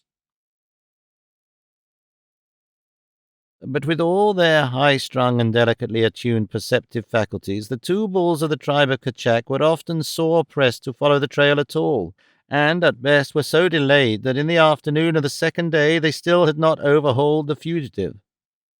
The scent was now strong, for it had been made since the rain, and Tarzan knew that it would not be long before they came upon the thief and his loot. Above them, as they crept stealthily forward, chattered Manu, the monkey, and his 1,000 fellows, squawked and screamed the brazen-throated birds of plumage, buzzed and hummed the countless insects amid the rustling of the forest leaves, and, as they passed, a little grey-beard, squeaking and scolding upon a swaying branch, looked down and saw them. Instantly the scolding and squeaking ceased, and off tore the long-tailed mite as though Sheeta, the panther, had been endowed with wings, and was in close pursuit of him. To all appearances he was only a very much frightened little monkey fleeing for his life. There seemed nothing sinister about him. And what of Tika during all this time? Was she at last resigned to her fate and accompanying her new mate in the proper humility of a loving and tractable spouse? A single glance at the pair would have answered these questions to the utter satisfaction of the most captious. She was torn and bleeding from many wounds, inflicted by the sullen Tug in his vain efforts to subdue her to his will, and Tug, too, was disfigured and mutilated, but with stubborn ferocity he still clung to his now useless prize. On through the jungle he forced his way in the direction of the stamping ground of his tribe. He hoped that his king would have forgotten his treason, but if not, he was still resigned to his fate. Any fate would be better than suffering longer the sole companionship of this frightful she, and then, too, he wished to exhibit his captive to his fellows. Maybe he could wish her on the king. It is possible that such a thought urged him on. At last they came upon two bulls feeding in a park-like grove, a beautiful grove dotted with huge boulders half embedded in the rich loam, mute monuments, possibly to a forgotten age when mighty glaciers rolled their slow course where now a torrid sun beats down upon a tropic jungle. The two bulls looked up, bearing long fighting fangs, as Tug appeared in the distance. The latter recognized the two as friends. "It is Tug," he growled. "Tug has come back with a new she." The apes waited his nearer approach. Tika turned a snarling, fanged face toward them. She was not pretty to look upon, yet through the blood and hatred upon her countenance they realized that she was beautiful, and they envied Tug. Alas, they did not know Tika. As they squatted, looking at one another, there raced through the trees toward them a long-tailed little monkey with grey whiskers. He was a very excited little monkey when he came to a halt upon the limb of a tree directly overhead. "Two strange bulls come," he cried. "One is a Mangani, the other a hideous ape without hair upon his body. They follow the spoor of Toog. I saw them." The four apes turned their eyes backward along the trail Toog had just come. Then they looked at one another for a minute. "Come," said the larger of Toog's two friends. "We will wait for the strangers in the thick bushes beyond the clearing." He turned and waddled away across the open place, the others following him. The little monkey danced about, all excitement. His chief diversion in life was to bring about bloody encounters between the larger denizens of the forest, that he might sit in the safety of the trees and witness the spectacles. He was a glutton for gore, was this little whiskered grey monkey, so long as it was the gore of others. A typical fight fan was the greybeard. The apes hid themselves in the shrubbery beside the trail along which the two stranger bulls would pass. Tika trembled with excitement. She had heard the words of Manu, and she knew that the hairless ape must be Tarzan, while the other was, doubtless, Torg. Never in her wildest hopes had she expected succor of this sort. Her one thought had been to escape and find her way back to the tribe of Kachak, but even this had appeared to her practically impossible, so closely did Toog watch her. As Torg and Tarzan reached the grove where Toog had come upon his friends, the ape scent became so strong that both knew the quarry was but a short distance ahead. And so they went even more cautiously, for they wished to come upon the thief from behind if they could, and charge him before he was aware of their presence. That a little grey-whiskered monkey had forestalled them they did not know, nor that 3 pairs of savage eyes were already watching their every move and waiting for them to come within reach of itching paws and slavering jowls. On they came across the grove, and as they entered the path leading into the dense jungle beyond, a sudden "Krieger!" shrilled out close before them, a Krieger in the familiar voice of Tika. The small brains of Toog and his companions had not been able to foresee that Tika might betray them, and now that she had, they went wild with rage. Toog struck the she a mighty blow that felled her, and then the 3 rushed forth to do battle with Tarzan and Torg. The little monkey danced upon his perch and screamed with delight. And indeed he might well be delighted, for it was a lovely fight. There were no preliminaries, no formalities, no introductions. The 5 bulls merely charged and clinched. They rolled in the narrow trail and into the thick verdure beside it. They bit and clawed and scratched and struck, and all the while they kept up the most frightful chorus of growlings and barkings and roarings. In 5 minutes they were torn and bleeding, and the little grey-beard leapt high, shrilling his primitive bravos, but always his attitude was thumbs down. He wanted to see something killed. He did not care whether it were friend or foe. It was blood he wanted, blood and death. Torg had been set upon by Toog and another of the apes, while Tarzan had the third, a huge brute with the strength of a buffalo. Never before had Tarzan's assailant beheld so strange a creature as this slippery, hairless bull with which he battled. Sweat and blood covered Tarzan's sleek brown hide. Again and again he slipped from the clutches of the great bull, and all the while he struggled to free his hunting knife from the scabbard in which it had stuck. At length he succeeded.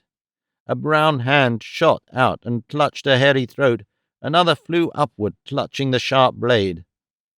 3 swift, powerful strokes, and the bull relaxed with a groan, falling limp beneath his antagonist. Instantly Tarzan broke from the clutches of the dying bull and sprang to Torg's assistance. Toog saw him coming and wheeled to meet him. In the impact of the charge, Tarzan's knife was wrenched from his hand, and then Toog closed with him. Now was the battle even, 2 against 2.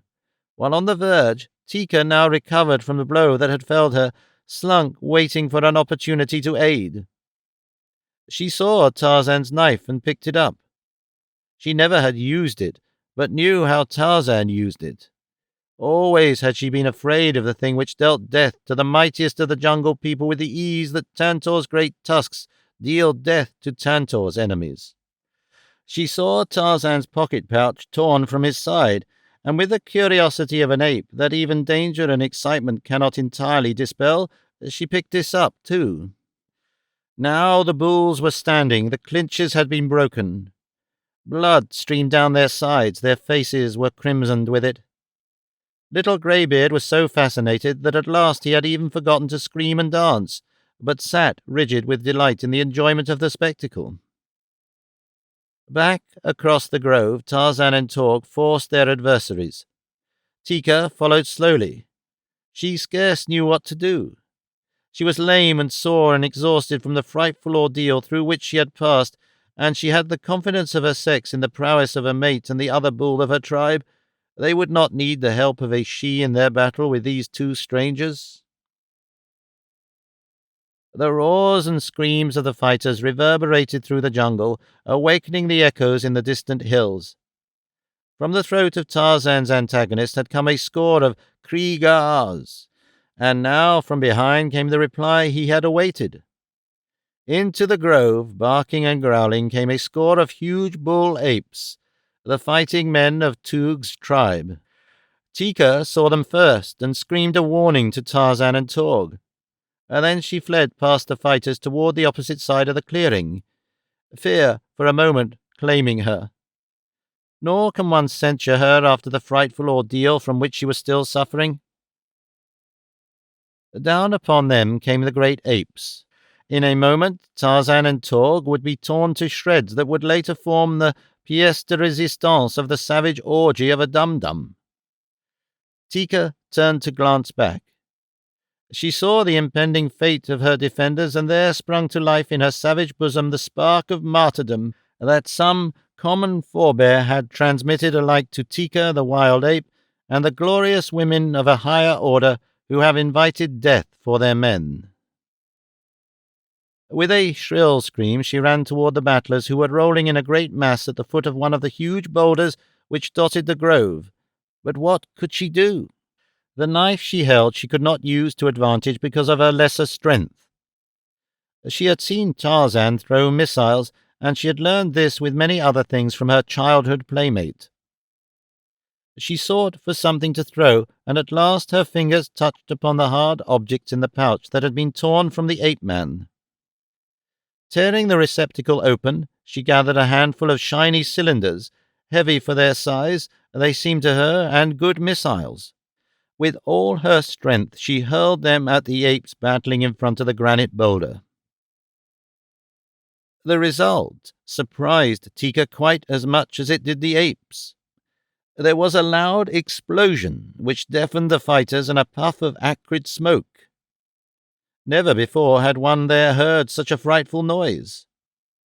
Screaming with terror, the stranger bulls leapt to their feet and fled back toward the stamping ground of their tribe, while Torg and Tarzan slowly gathered themselves together and arose, lame and bleeding, to their feet. They, too, would have fled had they not seen Tika standing there before them, the knife and the pocket pouch in her hands. "What was it?" asked Tarzan. Tika shook her head. "I hurled these at the stranger bulls," and she held forth another handful of the shiny metal cylinders with the dull grey cone-shaped ends. Tarzan looked at them and scratched his head. "What are they?" asked Torg. "I do not know," said Tarzan. "I found them." The little monkey with the grey beard halted among the trees a mile away and huddled, terrified, against a branch. He did not know that the dead father of Tarzan of the Apes, reaching back out of the past across a span of 20 years, had saved his son's life.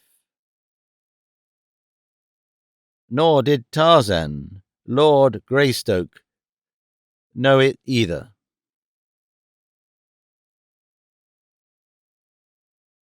Chapter 11. A Jungle Joke. Time seldom hung heavily upon Tarzan's hands. Even where there is sameness there cannot be monotony, if most of the sameness consists in dodging death, first in one form, then in another, or in inflicting death upon others.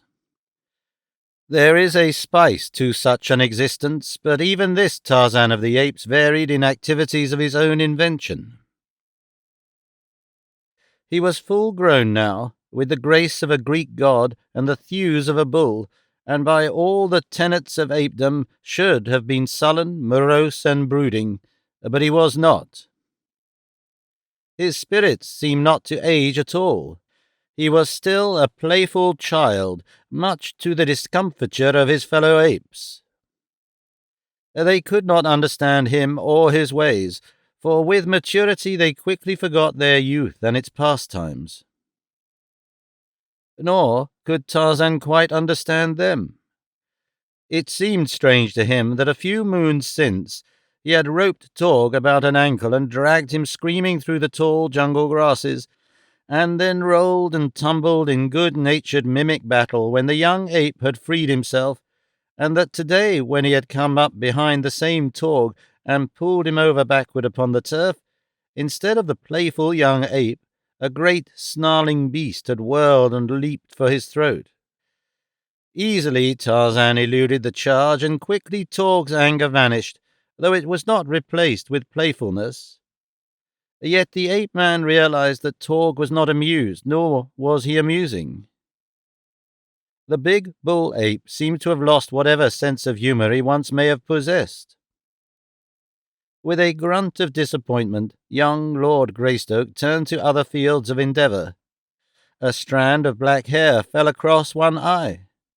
He brushed it aside with the palm of a hand and a toss of his head. It suggested something to do, so he sought his quiver, which lay cached in the hollow bole of a lightning-riven tree. Removing the arrows, he turned the quiver upside down, emptying upon the ground the contents of its bottom, his few treasures. Among them was a flat bit of stone and a shell which he had picked up from the beach near his father's cabin. With great care he rubbed the edge of the shell back and forth upon the flat stone until the soft edge was quite fine and sharp.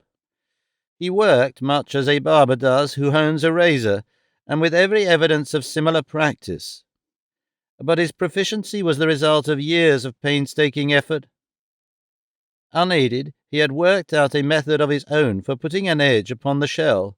He even tested it with the ball of his thumb, and when it met with his approval, he grasped a wisp of hair which fell across his eyes, grasped it between the thumb and first finger of his left hand, and sawed upon it with the sharpened shell until it was severed. All around his head he went until his black shock was rudely bobbed with a ragged bang in front. For the appearance of it he cared nothing, but in the matter of safety and comfort it meant everything. A lock of hair falling in one's eyes at the wrong moment might mean all the difference between life and death, while straggly strands hanging down one's back were most uncomfortable, especially when wet with dew or rain or perspiration. As Tarzan laboured at his tonsorial task, his active mind was busy with many things. He recalled his recent battle with Bolgani, the gorilla, the wounds of which were but just healed. He pondered the strange sleep adventures of his first dreams, and he smiled at the painful outcome of his last practical joke upon the tribe when, dressed in the hide of Numa the lion, he had come roaring upon them, only to be leapt upon and almost killed by the great bulls whom he had taught how to defend themselves from an attack of their ancient enemy. His hair lopped off to his entire satisfaction, and seeing no possibility of pleasure in the company of the tribe, Tarzan swung leisurely into the trees and set off in the direction of his cabin. But when part way there, his attention was attracted by a strong scent spoor coming from the north. It was the scent of the Gomangani. Curiosity, that best developed common heritage of man and ape, always prompted Tarzan to investigate where the Gomangani were concerned. There was that about them which aroused his imagination. Possibly it was because of the diversity of their activities and interests. The apes lived to eat and sleep and propagate. The same was true of all the other denizens of the jungle, save the Gomangani. These black fellows danced and sang, scratched around in the earth from which they had cleared the trees and underbrush. They watched things grow, and when they had ripened they cut them down and put them in straw-thatched huts. They made bows and spears and arrows, poison, cooking pots, things of metal to wear around their arms and legs. If it had been for their black faces, their hideously disfigured features, and the fact that one of them had slain Kala, Tarzan might have wished to be one of them. At least, he sometimes thought so, but always at the thought there rose within him a strange revulsion of feeling, which he could not interpret or understand. He simply knew that he hated the Gomangani, and that he would rather be Histar the snake than one of these. But their ways were interesting, and Tarzan never tired of spying upon them, and from them he learned much more than he realized, though always his principal thought was of some new way in which he could render their lives miserable. The baiting of the blacks was Tarzan's chief divertissement. Tarzan realized now that the blacks were very near, and that there were many of them, so he went silently and with great caution. Noiselessly he moved through the lush grasses of the open spaces, and where the forest was dense, swung from one swaying branch to another, or leapt lightly over tangled masses of fallen trees, where there was no way through the lower terraces, and the ground was choked and impassable. And so, presently, he came within sight of the black warriors of Mbonga, the chief. They were engaged in a pursuit with which Tarzan was more or less familiar, having watched them at it upon other occasions. They were placing and baiting a trap for Numa the lion. In a cage upon wheels they were tying a kid, so fastening it that when Numa seized the unfortunate creature, the door of the cage would drop behind him, making him a prisoner. These things the blacks had learned in their old home before they escaped through the untracked jungle to their new village. Formerly they had dwelt in the Belgian Congo until the cruelties of their heartless oppressors had driven them to seek the safety of unexplored solitudes beyond the boundaries of Leopold's domain. In their old life they often had trapped animals for the agents of European dealers, and had learned from them certain tricks, such as this one, which permitted them to capture even Numa without injuring him, and to transport him in safety and with comparative ease to their village. No longer was there a white market for their savage wares, but there was still a sufficient incentive for the taking of Numa alive. First was the necessity of ridding the jungle of man-eaters, and it was only after depredations by these grim and terrible scourges that a lion hunt was organized. Secondarily was the excuse for an orgy of celebration was the hunt successful, and the fact that such fates were rendered doubly pleasurable by the presence of a live creature that might be put to death by torture. Tarzan had witnessed these cruel rites in the past. Being himself more savage than the savage warriors of the Gomangani, he was not so shocked by the cruelty of them as he should have been, yet they did shock him.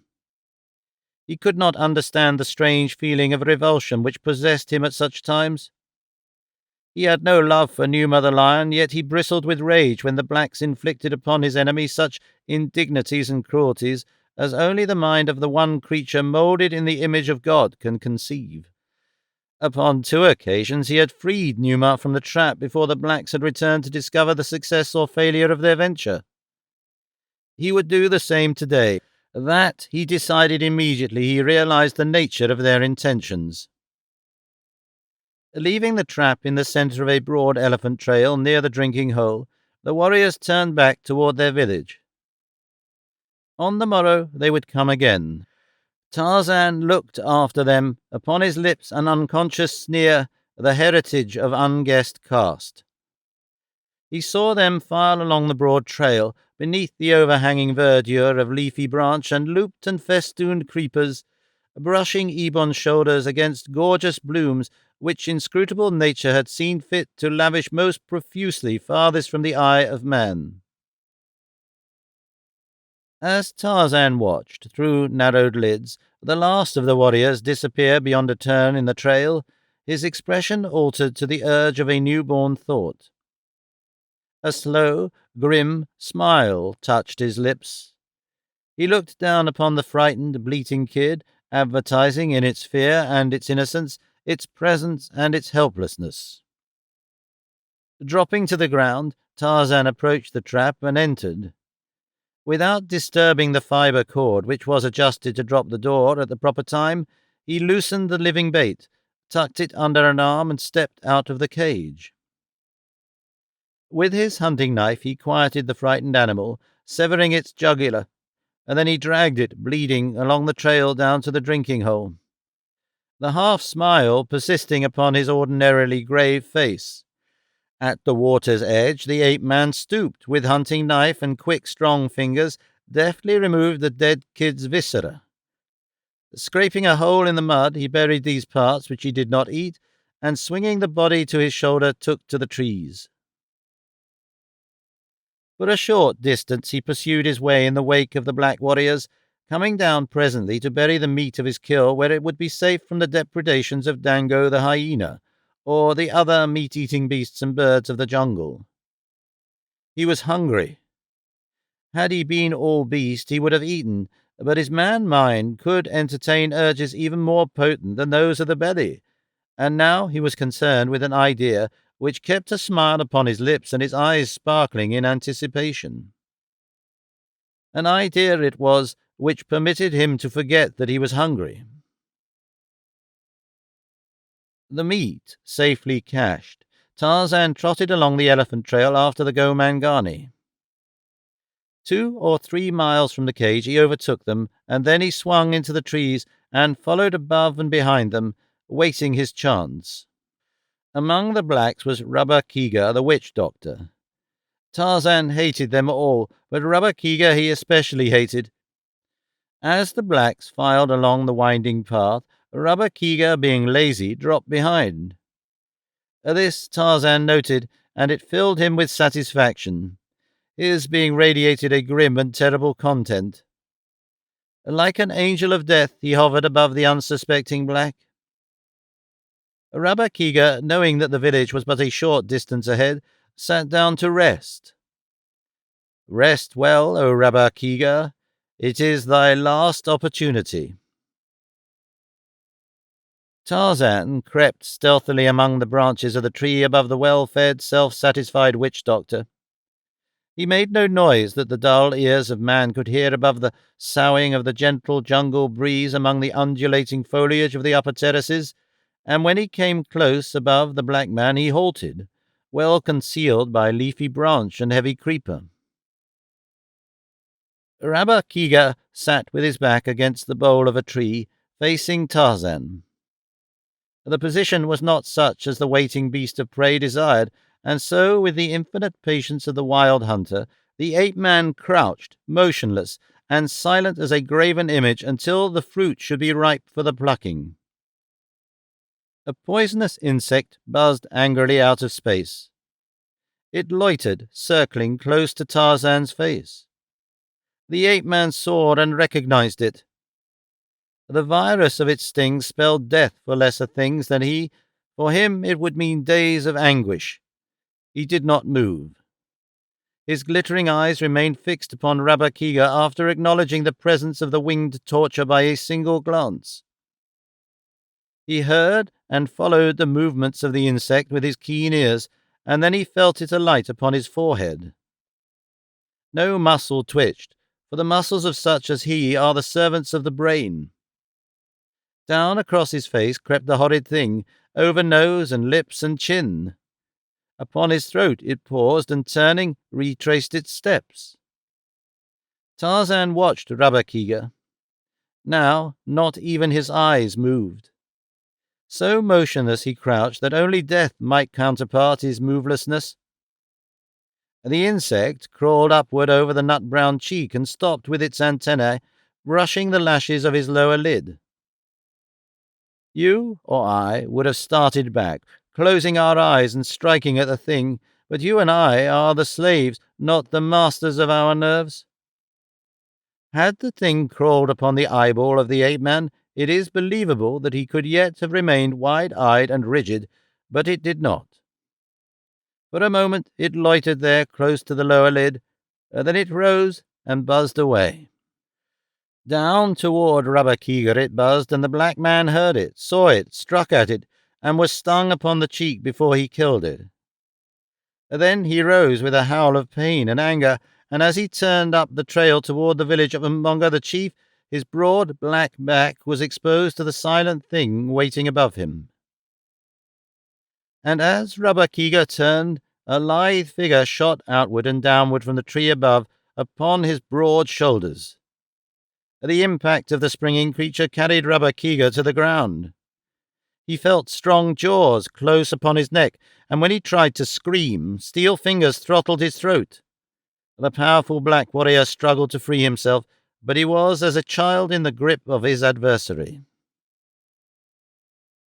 Presently, Tarzan released his grip upon the other's throat, but each time that Rubber Keegar essayed a scream, the cruel fingers choked him painfully.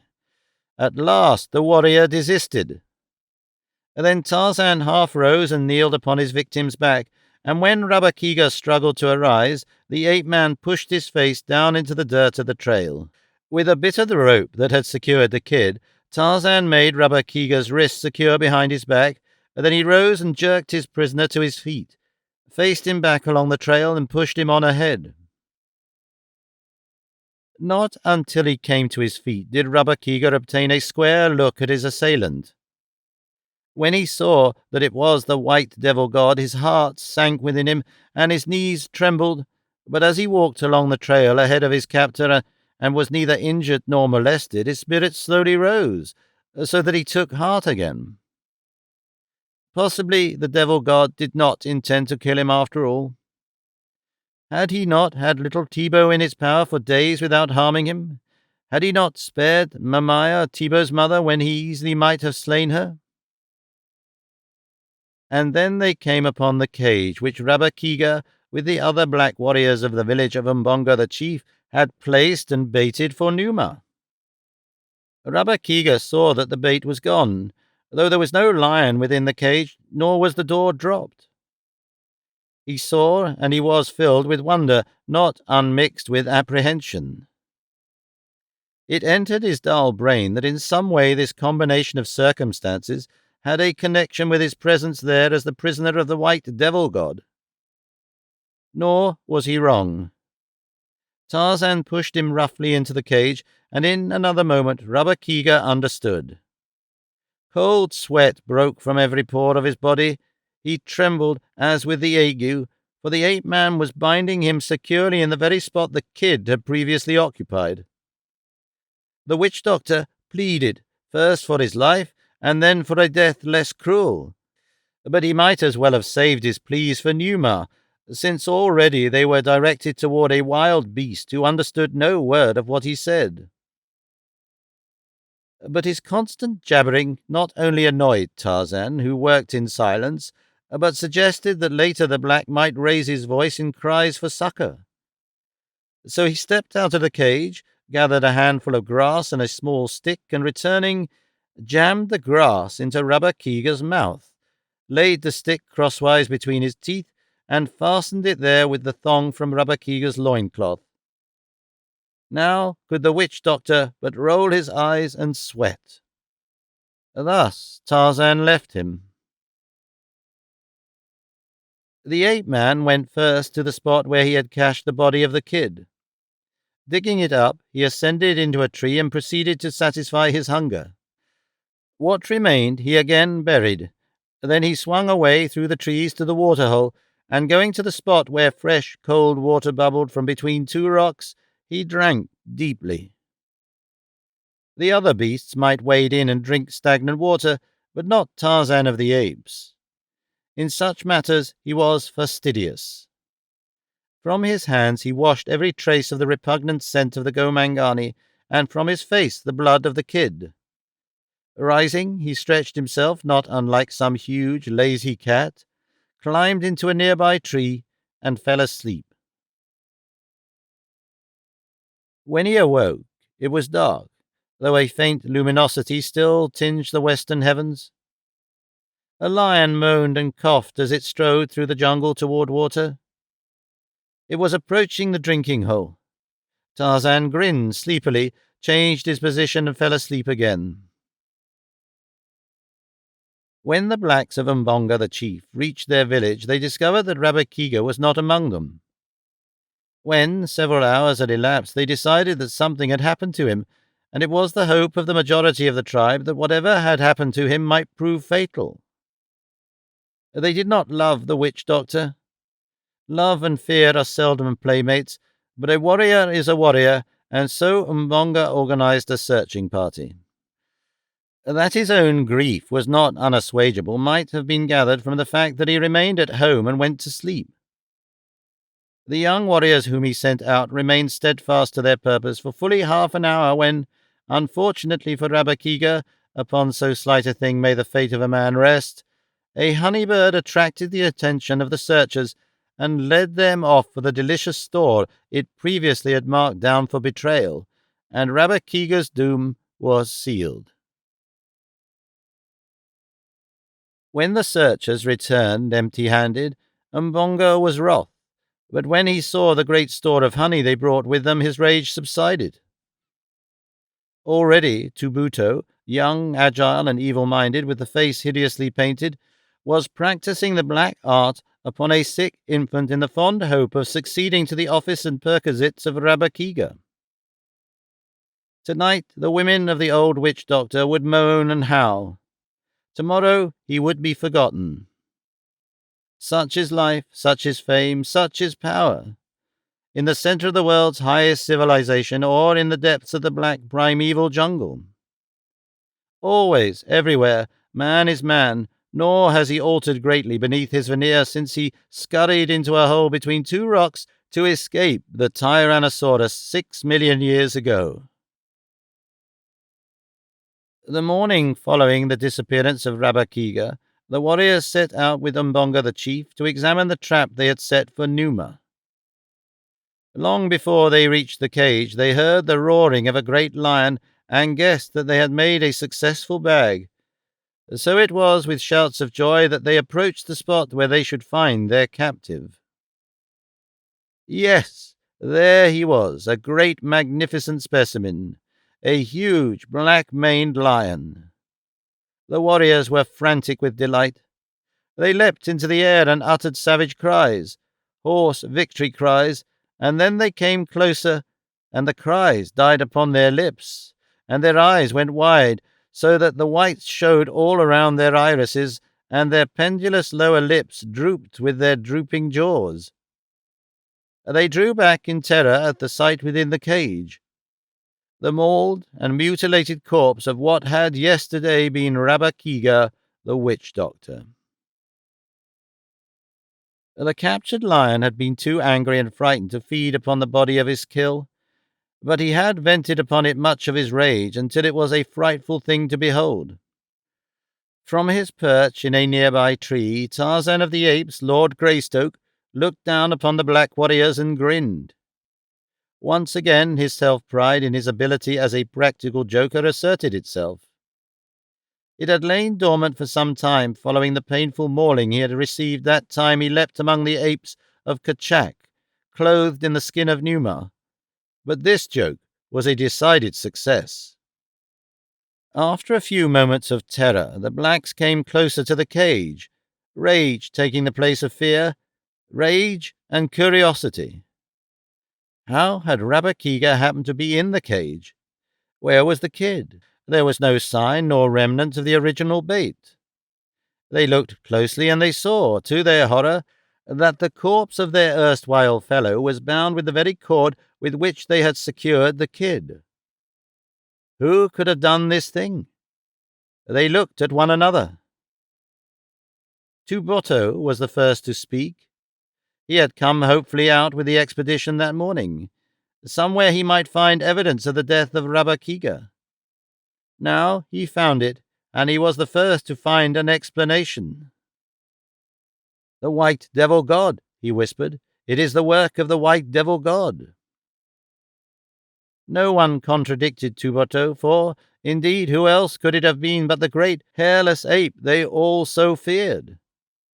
And so their hatred of Tarzan increased again with an increased fear of him, and Tarzan sat in his tree and hugged himself.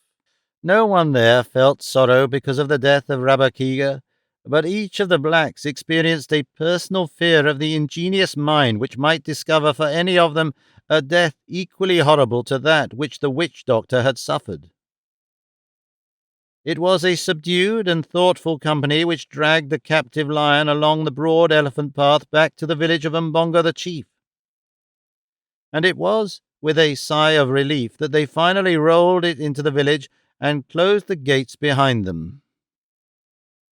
Each had experienced the sensation of being spied upon from the moment they left the spot where the trap had been set, though none had seen or heard aught to give tangible food to his fears.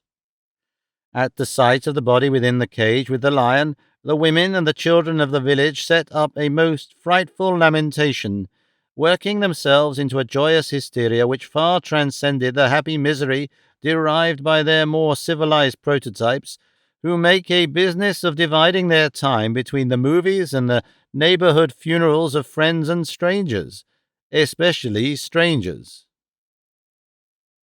From a tree overhanging the palisade, Tarzan watched all that passed within the village. He saw the frenzied women tantalizing the great lion with sticks and stones. The cruelty of the blacks toward a captive always induced in Tarzan a feeling of angry contempt for the Gomangani. Had he attempted to analyze this feeling, he would have found it difficult, for during all his life he had been accustomed to the sights of suffering and cruelty. He himself was cruel. All the beasts of the jungle were cruel, but the cruelty of the blacks was of a different order. It was the cruelty of wanton torture of the helpless, while the cruelty of Tarzan and the other beasts was the cruelty of necessity or of passion.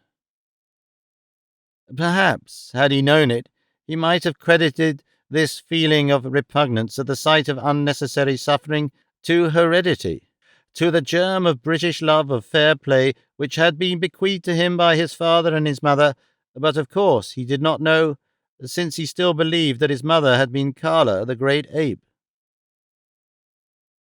And just in proportion as his anger rose against the Gomangani, his savage sympathy went out to Numa, the lion, for, though Numa was his lifetime enemy, there was neither bitterness nor contempt in Tarzan's sentiments toward him. In the ape-man's mind, therefore, the determination formed to thwart the blacks and liberate the lion, but he must accomplish this in some way which would cause the Gomangani the greatest chagrin and discomfiture. As he squatted there, watching the proceeding beneath him, he saw the warriors seize upon the cage once more and drag it between two huts. Tarzan knew that it would remain there now until evening, and that the blacks were planning a feast and orgy in celebration of their capture.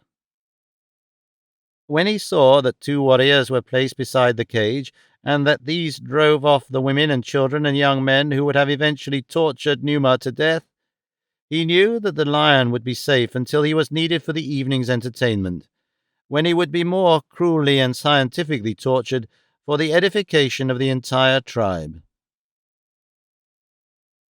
Now Tarzan preferred to bait the blacks in as theatric a manner as his fertile imagination could evolve. He had some half-formed conception of their superstitious fears and of their especial dread of night, and so he decided to wait until darkness fell and the blacks partially worked to hysteria by their dancing and religious rites before he took any steps toward the freeing of Numa. In the meantime, he hoped, an idea adequate to the possibilities of the various factors at hand would occur to him. Nor was it long before one did. He had swung off through the jungle to search for food when the plan came to him.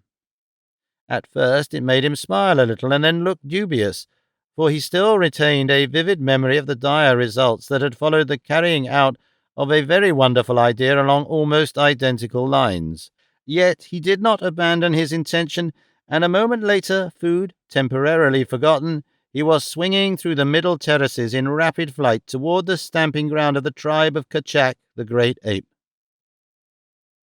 As was his wont, he alighted in the midst of the little band without announcing his approach save by a hideous scream just as he sprang from a branch above them.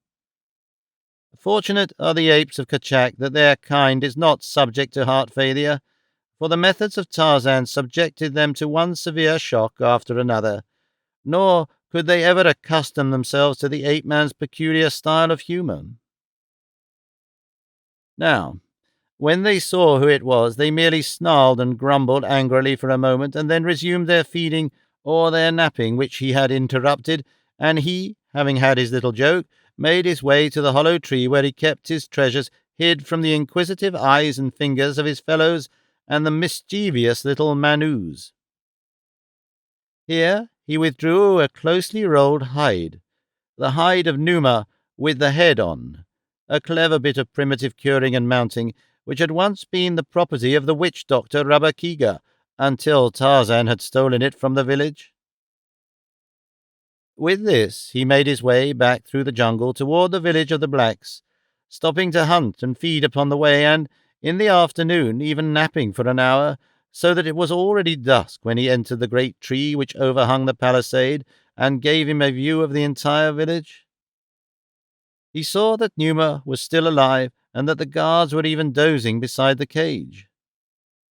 A lion is no great novelty to a black man in the lion country, and the first keen edge of their desire to worry the brute having worn off, the villagers paid little or no attention to the great cat, preferring now to await the grand event of the night. Nor was it long after dark before the festivities commenced. To the beating of tom-toms, a lone warrior, crouched half-doubled, leapt into the firelight in the centre of a great circle of other warriors, behind whom stood or squatted the women and the children. The dancer was painted and armed for the hunt, and his movements and gestures suggested the search for the spoor of game. Bending low, sometimes resting for a moment on one knee, he searched the ground for signs of the quarry. Again he poised, statuesque, listening. The warrior was young and lithe and graceful. He was full-muscled and arrow-straight. The firelight glistened upon his ebon body and brought out into bold relief the grotesque designs painted upon his face, breasts, and abdomen. Presently he bent low to the earth, then leapt high in air. Every line of face and body showed that he had struck the scent. Immediately he leapt toward the circle of warriors about him, telling them of his find and summoning them to the hunt. It was all in pantomime, but so truly done that even Tarzan could follow it all to the least detail. He saw the other warriors grasp their hunting spears and leap to their feet to join in the graceful, stealthy, stalking dance. It was very interesting, but Tarzan realized that if he was to carry his design to a successful conclusion, he must act quickly. He had seen these dances before, and knew that after the stalk would come the game at bay and then the kill, during which Numa would be surrounded by warriors and unapproachable. With the lion's skin under one arm, the ape-man dropped to the ground in the dense shadows beneath the tree, and then circled behind the huts until he came out directly in the rear of the cage, in which Numa paced nervously to and fro. The cage was now unguarded, the two warriors having left it to take their places among the other dancers. Behind the cage, Tarzan adjusted the lion's skin about him, just as he had upon the memorable occasion when the apes of Kerchak, failing to pierce his disguise, had all but slain him. Then, on hands and knees, he crept forward, emerged from between the two huts, and stood a few paces back of the dusky audience, whose whole attention was centered upon the dancers before them. Tarzan saw that the blacks had now worked themselves to a proper pitch of nervous excitement to be ripe for the lion. In a moment the ring of spectators would break at a point nearest the caged lion, and the victim would be rolled into the center of the circle. It was for this moment that Tarzan waited. At last it came. A signal was given by Mbonga the chief, at which the women and children immediately in front of Tarzan rose and moved to one side, leaving a broad path opening toward the caged lion. At the same instant, Tarzan gave voice to the low, coughing roar of an angry lion and slunk slowly forward through the open lane toward the frenzied dancers. A woman saw him first and screamed. Instantly there was a panic in the immediate vicinity of the ape-man. The strong light from the fire fell full upon the lion head, and the blacks leapt to the conclusion, as Tarzan had known they would, that their captive had escaped his cage. With another roar, Tarzan moved forward. The dancing warriors paused but an instant. They had been hunting a lion securely housed within a strong cage. Now that he was at liberty among them, an entirely different aspect was placed upon the matter. Their nerves were not attuned to this emergency. The women and children already had fled to the questionable safety of the nearest huts, and the warriors were not long in following their example, so that presently Tarzan was left in sole possession of the village street. But not for long, nor did he wish to be left thus long alone. It would not comport with his scheme. Presently a head peered forth from a nearby hut, and then another and another, until a score or more of warriors were looking out upon him, waiting for his next move, waiting for the lion to charge or to attempt to escape from the village. Their spears were ready in their hands against either a charge or a bolt for freedom, and then the lion rose erect upon its hind legs. The tawny skin dropped from it, and there stood revealed before them in the firelight the straight young figure of the white devil god. For an instant the blacks were too astonished to act. They feared this apparition fully as much as they did Numa, yet they would gladly have slain the thing could they quickly enough have gathered together their wits. But fear and superstition and a natural mental density held them paralyzed while the ape-man stooped and gathered up the lion-skin. They saw him turn then and walk back into the shadows at the far end of the village. Not until then did they gain courage to pursue him, and when they had come in force, with brandished spears and loud war cries, the quarry was gone. Not an instant did Tarzan pause in the tree. Throwing the skin over a branch, he leapt again into the village upon the opposite side of the great bowl, and, diving into the shadow of a hut, ran quickly to where lay the caged lion. Springing to the top of the cage, he pulled upon the cord which raised the door, and a moment later a great lion in the prime of his strength and vigor leapt out into the village. The warriors, returning from a futile search for Tarzan, saw him step into the firelight. Ah! There was the devil god again, up to his old trick. Did he think he could twice fool the men of Mbonga the chief the same way in so short a time? They would show him. For long they had waited for such an opportunity to rid themselves forever of this fearsome jungle demon. As one, they rushed forward with raised spears. The women and the children came from the huts to witness the slaying of the devil god. The lion turned blazing eyes upon them, and then swung about toward the advancing warriors. With shouts of savage joy and triumph they came toward him, menacing him with their spears. The devil god was theirs. And then, with a frightful roar, Numa the lion charged. The men of Mbonga the chief met Numa with ready spears and screams of raillery. In a solid mass of muscled ebony they waited the coming of the devil god. Yet beneath their brave exteriors lurked a haunting fear that all might not be quite well with them, that this strange creature could yet prove invulnerable to their weapons and inflict upon them full punishment for their effrontery. The charging lion was all too lifelike. They saw that in the brief instant of the charge, but beneath the tawny hide they knew was hid the soft flesh of the white man, and how could that withstand the assault of many war spears? In their forefront stood a huge young warrior in the full arrogance of his might and his youth. Afraid? Not he. He laughed as Numa bore down upon him. He laughed and couched his spear, setting the point for the broad breast. And then the lion was upon him. A great paw swept away the heavy war spear, splintering it as the hand of man might splinter a dry twig. Down went the black, his skull crushed by another blow, and then the lion was in the midst of the warriors, clawing and tearing to right and left. Not for long did they stand their ground, but a dozen men were mauled before the others made good their escape from those frightful talons and gleaming fangs. In terror, the villagers fled hither and thither. No hut seemed a sufficiently secure asylum with Numa ranging within the palisade.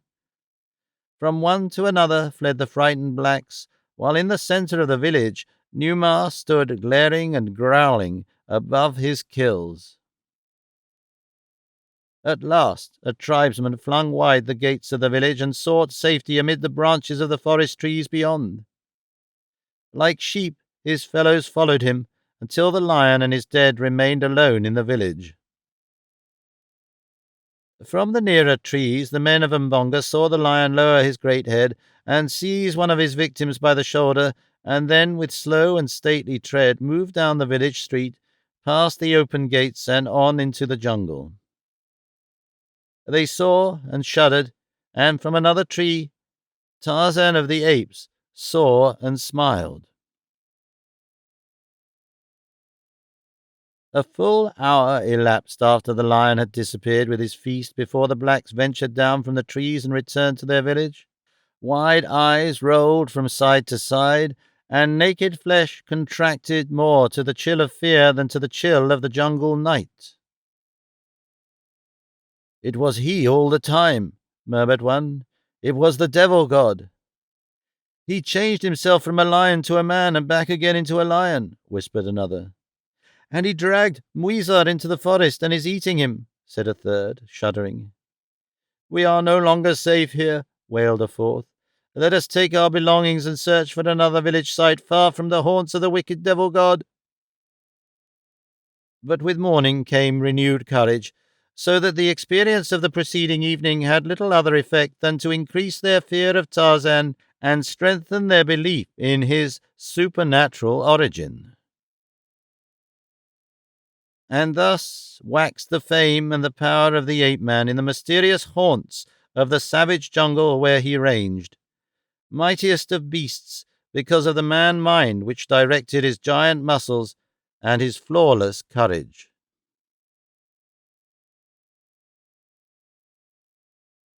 Chapter 12. Tarzan rescues the moon.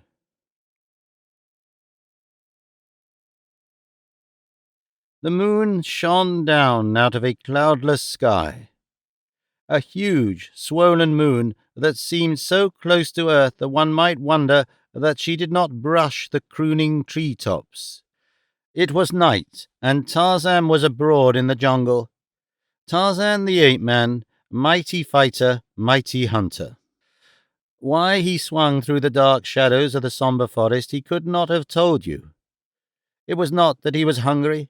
He had fed well this day, and in a safe cache were the remains of his kill, ready against the coming of a new appetite. Perhaps it was the very joy of living that urged him from his arboreal couch to pit his muscles and his senses against the jungle night, and then, too, Tarzan always was goaded by an intense desire to know. The jungle which is presided over by Kudu the sun is a very different jungle from that of Goro the moon. The diurnal jungle has its own aspect, its own lights and shades, its own birds, its own blooms, its own beasts. Its noises are the noises of the day. The lights and shades of the nocturnal jungle are as different as one might imagine the lights and shades of another world to differ from those of our world. Its beasts, its blooms, and its birds are not those of the jungle of Kudu the sun. Because of these differences, Tarzan loved to investigate the jungle by night. Not only was the life another life, but it was richer in numbers and in romance. It was richer in dangers, too, and to Tarzan of the Apes, danger was the spice of life. And the noises of the jungle night, the roar of the lion, the scream of the leopard, the hideous laughter of Dango the hyena, were music to the ears of the ape-man. The soft padding of unseen feet, the rustling of leaves and grasses to the passage of fierce beasts, the sheen of opalesque eyes flaming through the dark, the million sounds which proclaimed the teeming life that one might hear and scent, though seldom see, constituted the appeal of the nocturnal jungle to Tarzan. Tonight he had swung a wide circle, toward the east first and then toward the south, and now he was rounding back again into the north. His eyes, his ears, and his keen nostrils were ever on the alert. Mingled with the sounds he knew, there were strange sounds, weird sounds which he never heard until after Kudu had sought his lair below the far edge of the big water, sounds which belonged to Goro, the moon, and to the mysterious period of Goro's supremacy. These sounds often caused Tarzan profound speculation. They baffled him because he thought he knew his jungle so well that there could be nothing within it unfamiliar to him. Sometimes he thought, as colours and forms appeared to differ by night from their familiar daylight aspects, so sounds altered with the passage of Kudu and the coming of Goro, and these thoughts roused within his brain a vague conjecture that perhaps Goro and Kudu influenced these changes. And what more natural that eventually he came to attribute to the sun and the moon personalities as real as his own. The sun was a living creature and ruled the day. The moon, endowed with brains and miraculous powers, ruled the night. Thus functioned the untrained man-mind, groping through the dark night of ignorance for an explanation of the things he could not touch or smell or hear, and of the great unknown powers of nature which he could not see. As Tarzan swung north again upon his wide circle, the scent of the Gomangani came to his nostrils, mixed with the acrid odor of wood smoke. The ape-man moved quickly in the direction from which the scent was borne down to him upon the gentle night wind. Presently the ruddy sheen of a great fire filtered through the foliage to him ahead, and when Tarzan came to a halt in the trees near it, he saw a party of 6 black warriors huddled close to the blaze. It was evidently a hunting party from the village of Umbonga the chief, caught out in the jungle after dark. In a rude circle about them they had constructed a thorn boma which, with the aid of the fire, they apparently hoped would discourage the advances of the larger carnivora.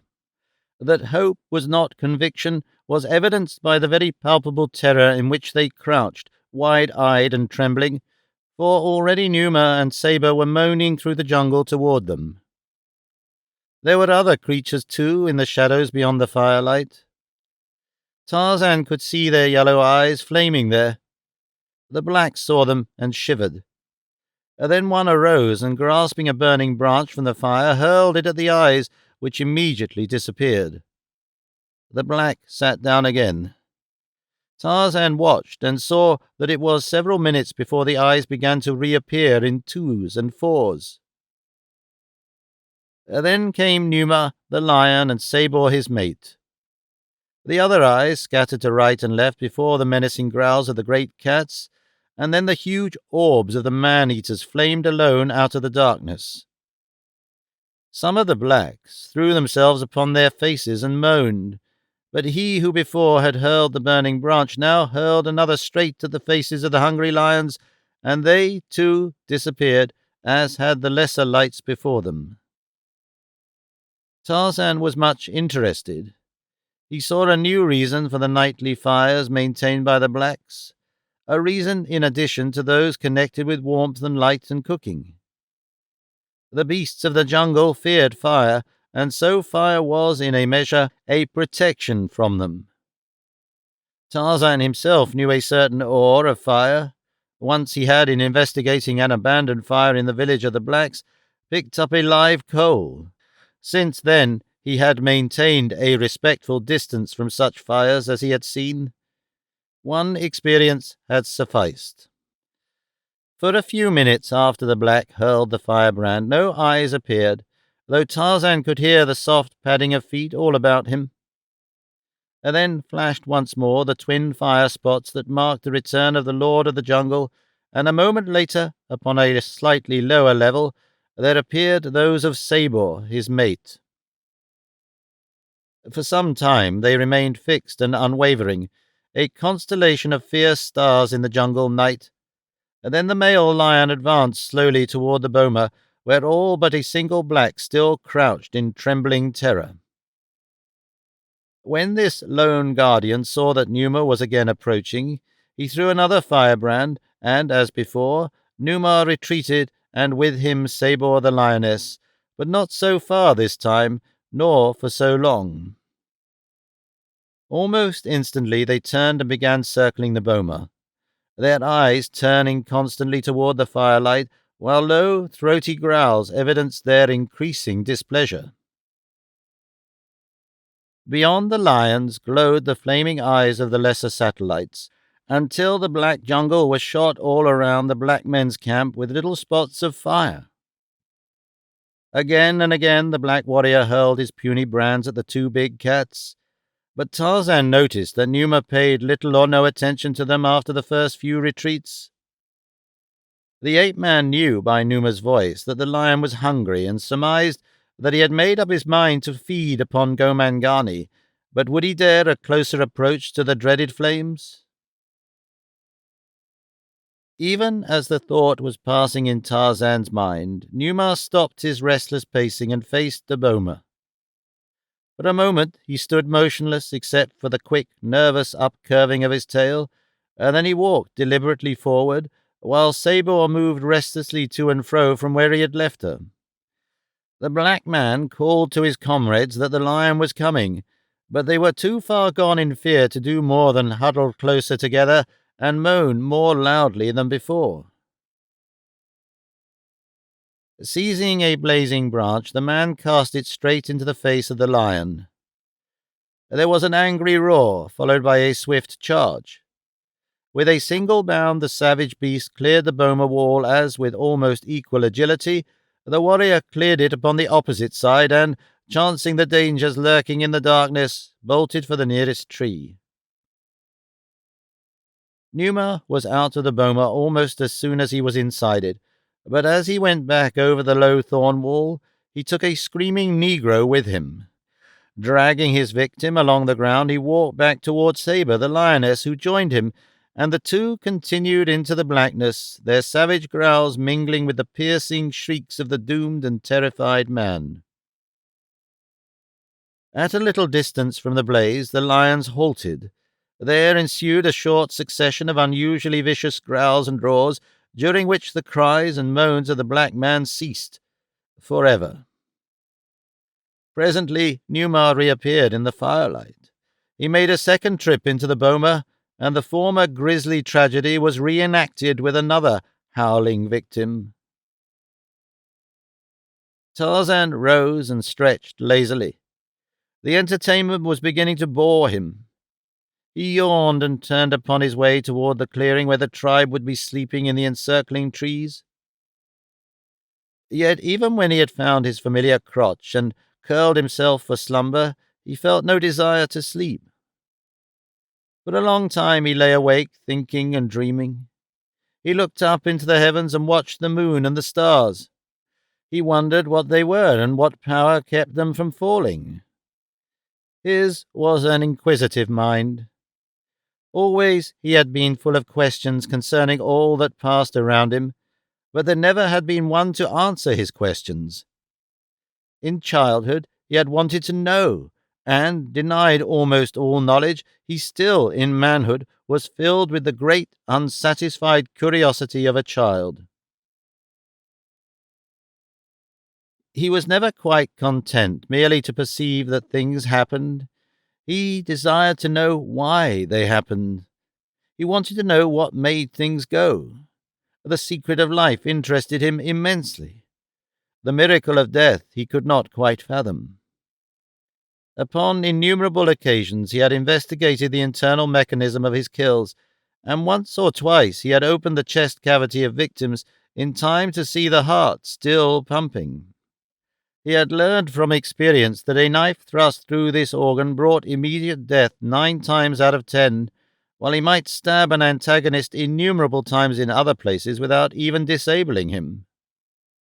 And so he had come to think of the heart, or as he called it, the red thing that breathes, as the seat and origin of life. The brain and its functionings he did not comprehend at all. That his sense perceptions were transmitted to his brain and there translated, classified, and labeled was something quite beyond him. He thought that his fingers knew when they touched something, that his eyes knew when they saw, his ears when they heard, his nose when it scented. He considered his throat, epidermis, and the hairs of his head as the 3 principal seats of emotion. When Kala had been slain, a peculiar choking sensation had possessed his throat. Contact with Hista the snake imparted an unpleasant sensation to the skin of his whole body, while the approach of an enemy made the hairs on his scalp stand erect. Imagine, if you can, a child filled with the wonders of nature, bursting with queries and surrounded only by beasts of the jungle to whom his questionings were as strange as Sanskrit would have been.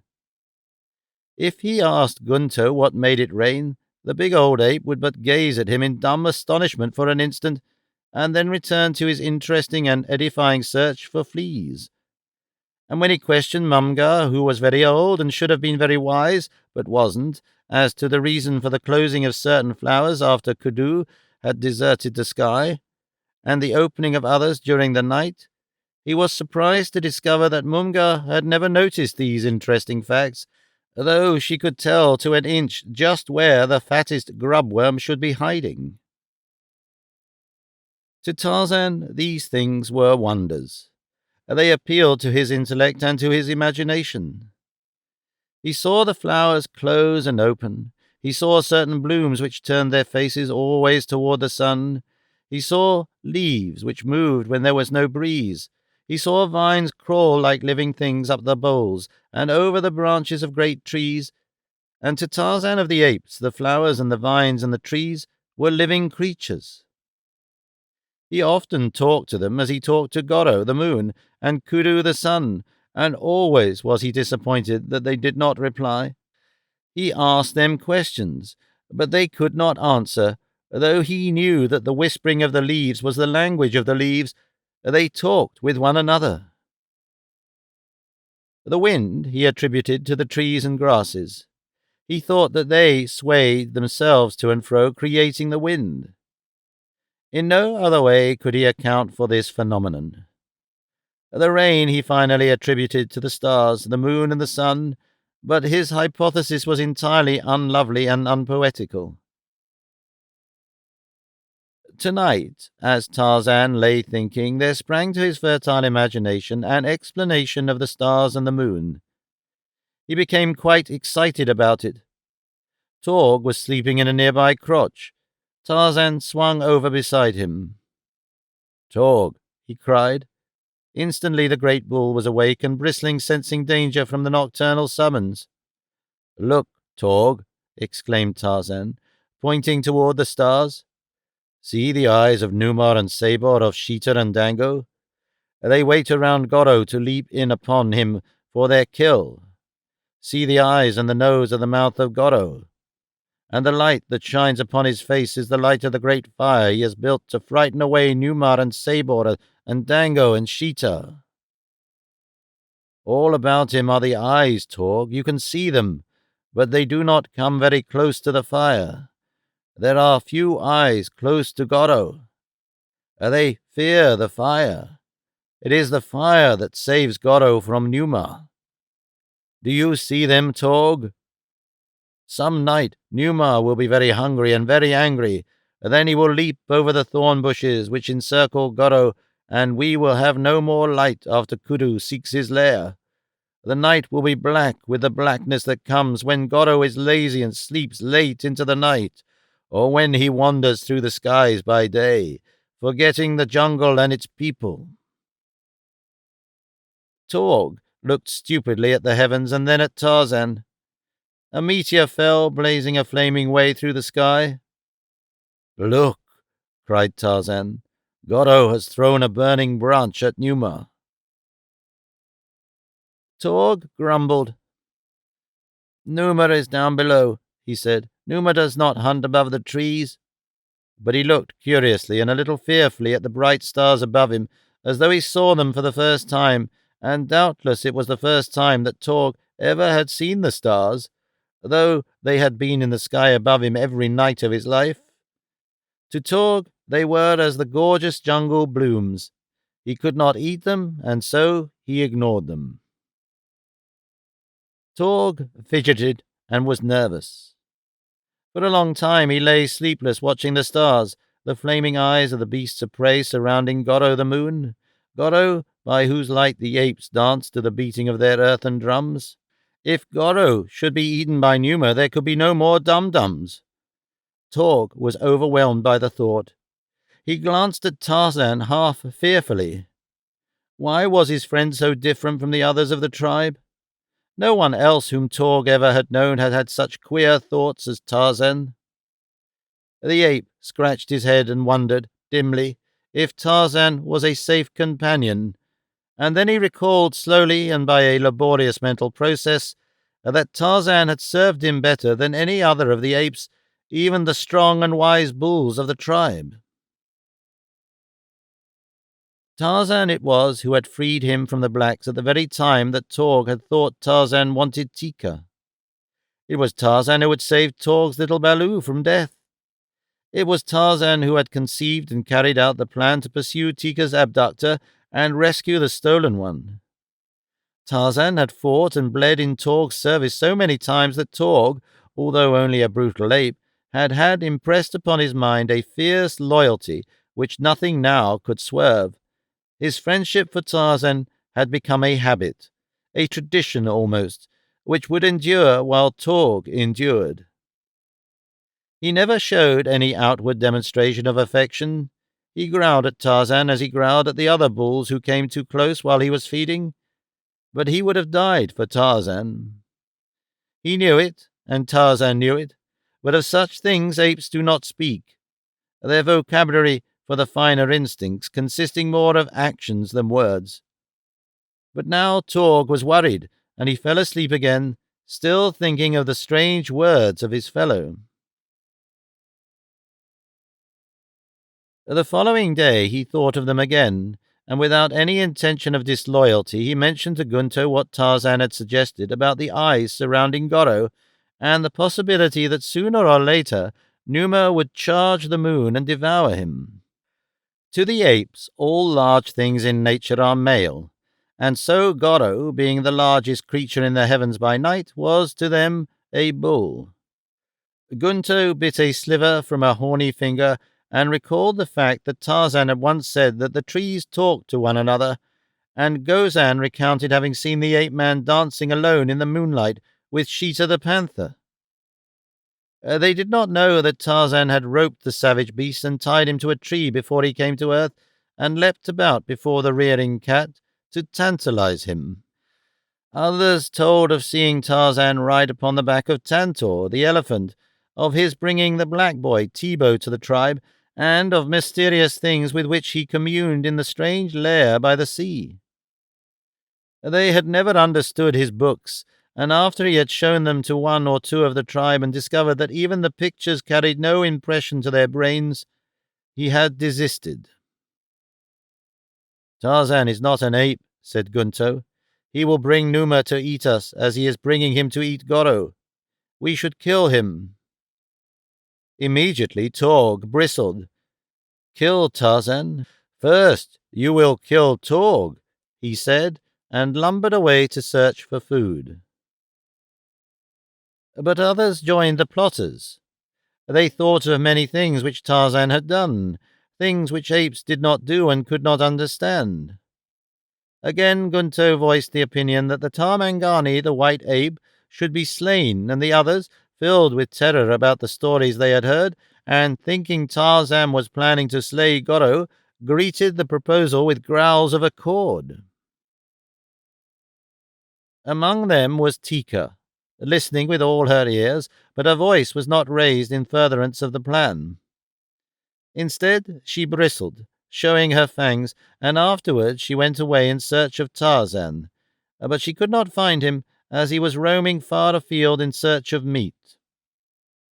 She found Torg, though, and told him what the others were planning, and the great bull stamped upon the ground and roared. His bloodshot eyes blazed with wrath, his upper lip curled up to expose his fighting fangs, and the hair upon his spine stood erect. And then a rodent scurried across the open, and Torg sprang to seize it. In an instant he seemed to have forgotten his rage against the enemies of his friend, but such is the mind of an ape. Several miles away, Tarzan of the Apes lolled upon the broad head of Tantor the elephant. He scratched beneath the great ears with the point of a sharp stick, and he talked to the huge pachyderm of everything which filled his black-thatched head.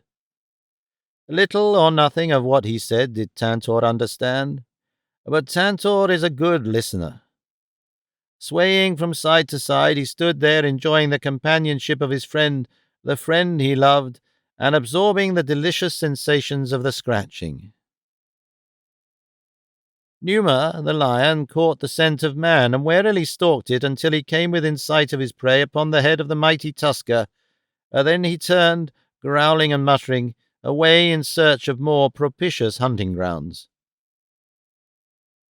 The elephant caught the scent of the lion, borne to him by an eddying breeze, and lifting his trunk trumpeted loudly. Tarzan stretched back luxuriously, lying supine at full length along the rough hide. Flies swarmed about his face, but with a leafy branch torn from a tree he lazily brushed them away. "Tantor," he said, "it is good to be alive. It is good to lie in the cool shadows. It is good to look upon the green trees and the bright colors of the flowers, upon everything which Bulama has put here for us. He is very good to us, Tantor. He has given you tender leaves and bark, and rich grasses to eat. To me he has given Bara and Horta and Pisa, the fruits and the nuts and the roots. He provides for each the food that each likes best. All that he asks is that we be strong enough or cunning enough to go forth and take it. Yes, Tantor, it is good to live. I should hate to die." Tantor made a little sound in his throat and curled his trunk upward that he might caress the ape-man's cheek with the finger at its tip. "Tantor," said Tarzan presently, "turn and feed in the direction of the tribe of Kerchak, the great ape, that Tarzan may ride home upon your head without walking." The tusker turned and moved slowly off along a broad, tree-arched trail, pausing occasionally to pluck a tender branch or strip the edible bark from an adjacent tree. Tarzan sprawled face downward upon the beast's head and back, his legs hanging on either side, his head supported by his open palms, his elbows resting on the broad cranium. And thus they made their leisurely way toward the gathering place of the tribe. Just before they arrived at the clearing, from the north there reached it, from the south another figure, that of a well-knit black warrior, who stepped cautiously through the jungle, every sense upon the alert against the many dangers which might lurk anywhere along the way. Yet he passed beneath the southernmost sentry that was posted in a great tree commanding the trail from the south. The ape permitted the Gomangani to pass unmolested, for he saw that he was alone, but the moment that the warrior had entered the clearing, a loud "Kriega" rang out from behind him, immediately followed by a chorus of replies from different directions, as the great bulls crashed through the trees in answer to the summons of their fellow. The black man halted at the first cry and looked about him. He could see nothing, but he knew the voice of the hairy tree-men, whom he and his kind feared, not only because of the strength and ferocity of their savage beings, but as well through a superstitious terror engendered by the man-like appearance of the apes. But Bulu Bantu was no coward. He heard the apes all about him. He knew that escape was probably impossible, so he stood his ground, his spear ready in his hand and a war cry trembling on his lips. He would sell his life dearly, would Bulabantu, under chief of the village of Mbonga the chief. Tarzan and Tanta were but a short distance away when the first cry of the sentry rang out through the quiet jungle. Like a flash, the ape-man leapt from the elephant's back to a nearby tree and was swinging rapidly in the direction of the clearing before the echoes of the first Kree-Gar had died away. When he arrived, he saw a dozen bulls circling a single Gomangani. With a blood-curdling scream, Tarzan sprang to the attack. He hated the blacks even more than he did the apes, and here was an opportunity for a kill in the open. What had the Gomangani done? Had he slain one of the tribe? Tarzan asked the nearest ape. No, the Gomangani had harmed none. Gozan, being on watch, had seen him coming through the forest and had warned the tribe. That was all. The ape-man pushed through the circle of bulls, none of which as yet had worked himself into sufficient frenzy for a charge, and came where he had a full and close view of the black. He recognized the man instantly. Only the night before he had seen him facing the eyes in the dark, while his fellows grovelled in the dirt at his feet, too terrified even to defend themselves. Here was a brave man, and Tarzan had deep admiration for bravery. Even his hatred of the blacks was not so strong a passion as his love of courage. He would have joyed in battling with a black warrior at almost any time, but this one he did not wish to kill. He felt vaguely that the man had earned his life by his brave defense of it on the preceding night, nor did he fancy the odds that were pitted against the lone warrior. He turned to the apes. "Go back to your feeding," he said, "and let this Gomangani go his way in peace. He has not harmed us, and last night I saw him fighting Numar and Sabor with fire, alone in the jungle. He is brave. Why should we kill one who is brave and who has not attacked us? Let him go." The apes growled. They were displeased. "Kill the Gomangani," cried one. "Yes," roared another. "Kill the Gomangani and the Tarmangani as well." "Kill the white ape," screamed Gozan. "He is no ape at all, but a Gomangani with his skin off." "Kill Tarzan," bellowed Gunto. "Kill! Kill! Kill!"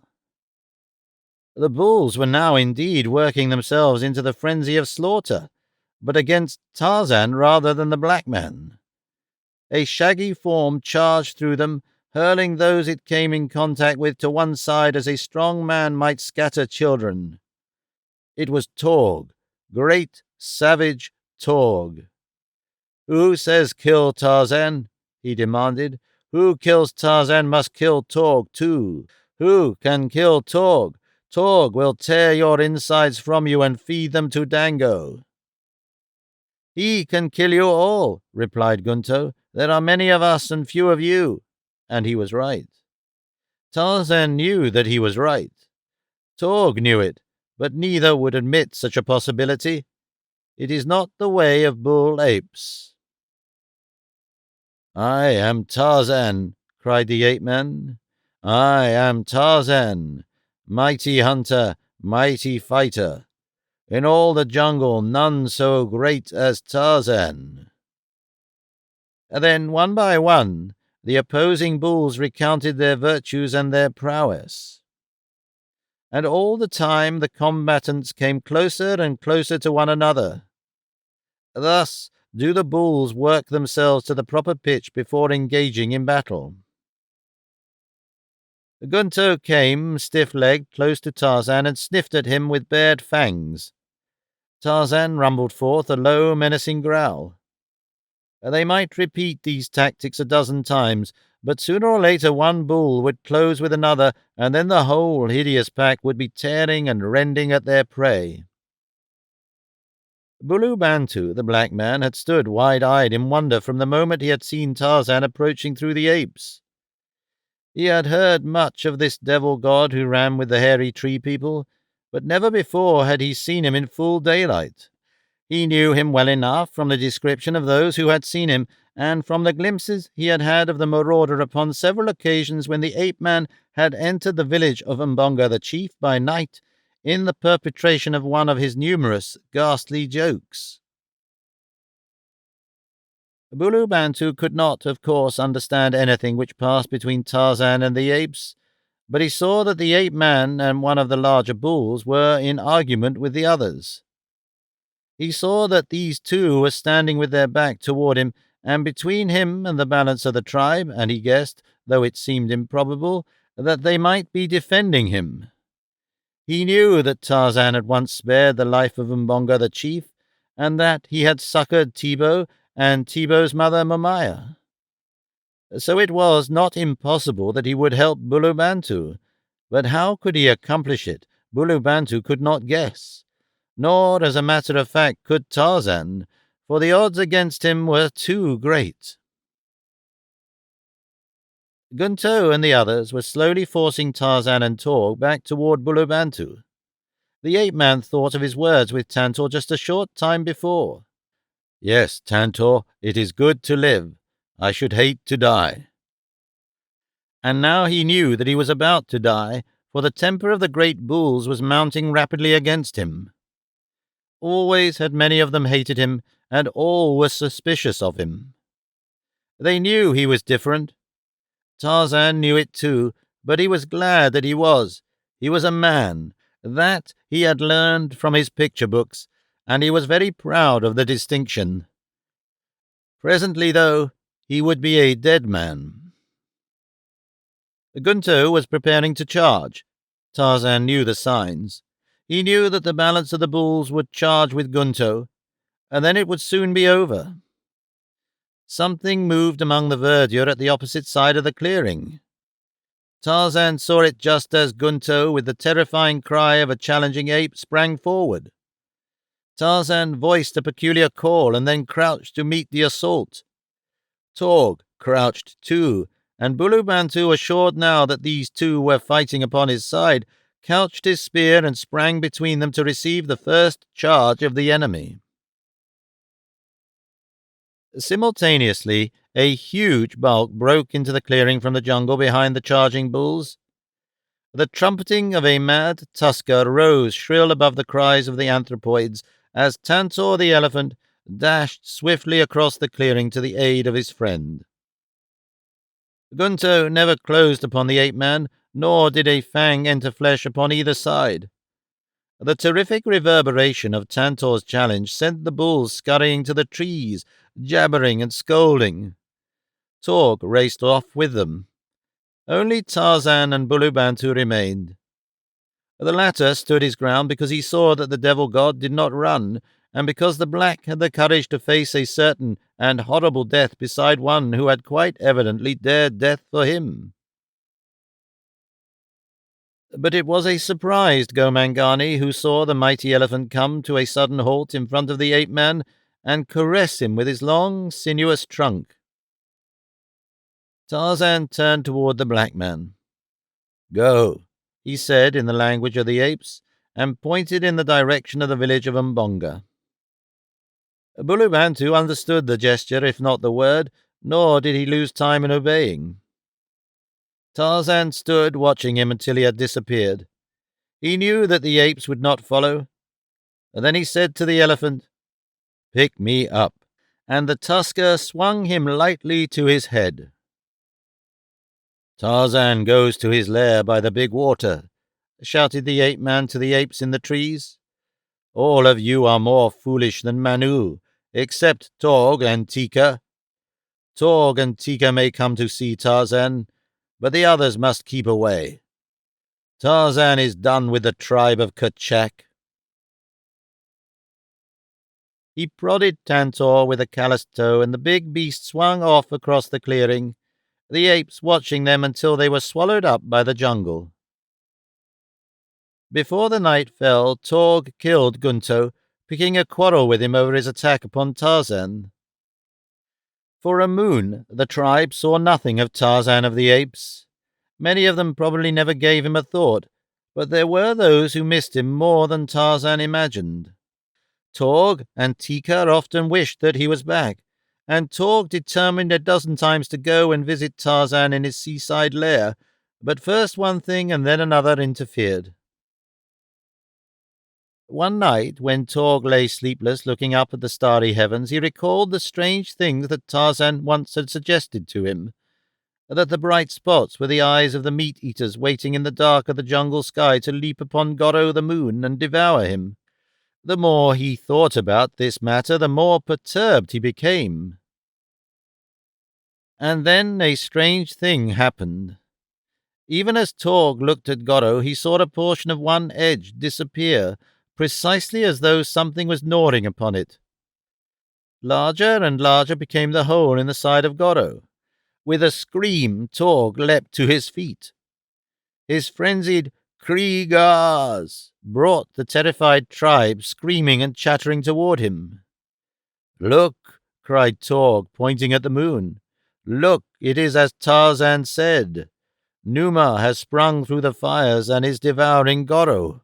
You called Tarzan names and drove him from the tribe. Now see how wise he was. Let one of you who hated Tarzan go to Goro's aid. See the eyes in the dark jungle all about Goro. He is in danger and none can help him. None except Tarzan. Soon Goro will be devoured by Numa, and we shall have no more light after Kudu seeks his lair. How shall we dance the dum-dum without the light of Goro?" The apes trembled and whimpered. Any manifestation of the powers of nature always filled them with terror, for they could not understand. "Go and bring Tarzan," cried one, and then they all took up the cry of, "Tarzan! Bring Tarzan! He will save Goro."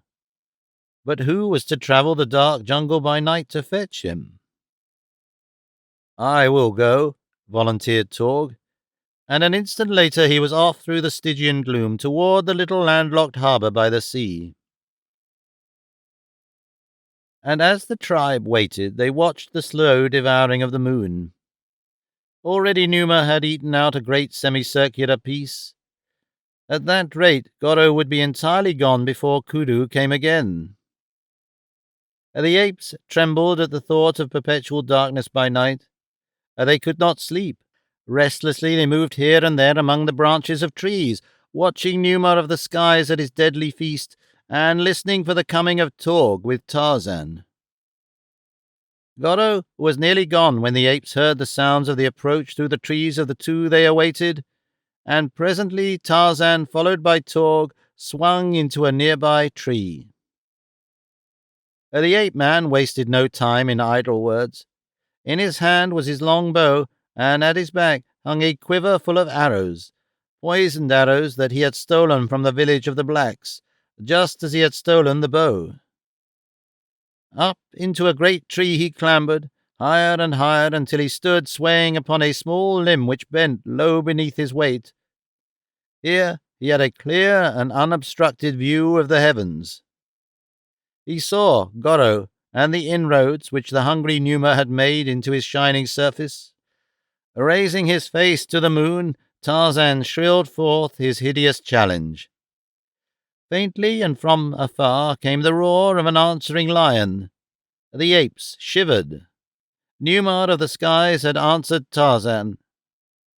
Then the ape-man fitted an arrow to his bow, and drawing the shaft far back, aimed its point at the heart of Numa where he lay in the heavens devouring Goro.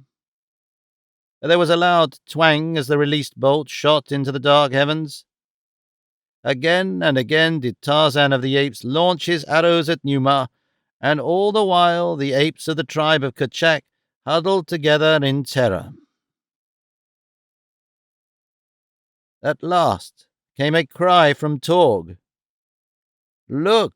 Look!" he screamed. "Numa is killed! Tarzan has killed Numa! See! Goro is emerging from the belly of Numa!" And sure enough, the moon was gradually emerging from whatever had devoured her, whether it was Numa the lion or the shadow of the earth.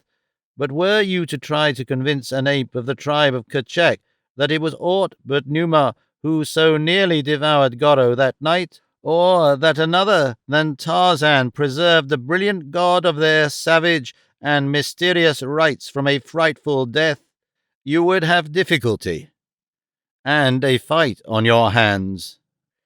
And so Tarzan of the Apes came back to the tribe of Kerchak, and in his coming he took a long stride toward the kingship, which he ultimately won, for now the apes looked up to him as a superior being.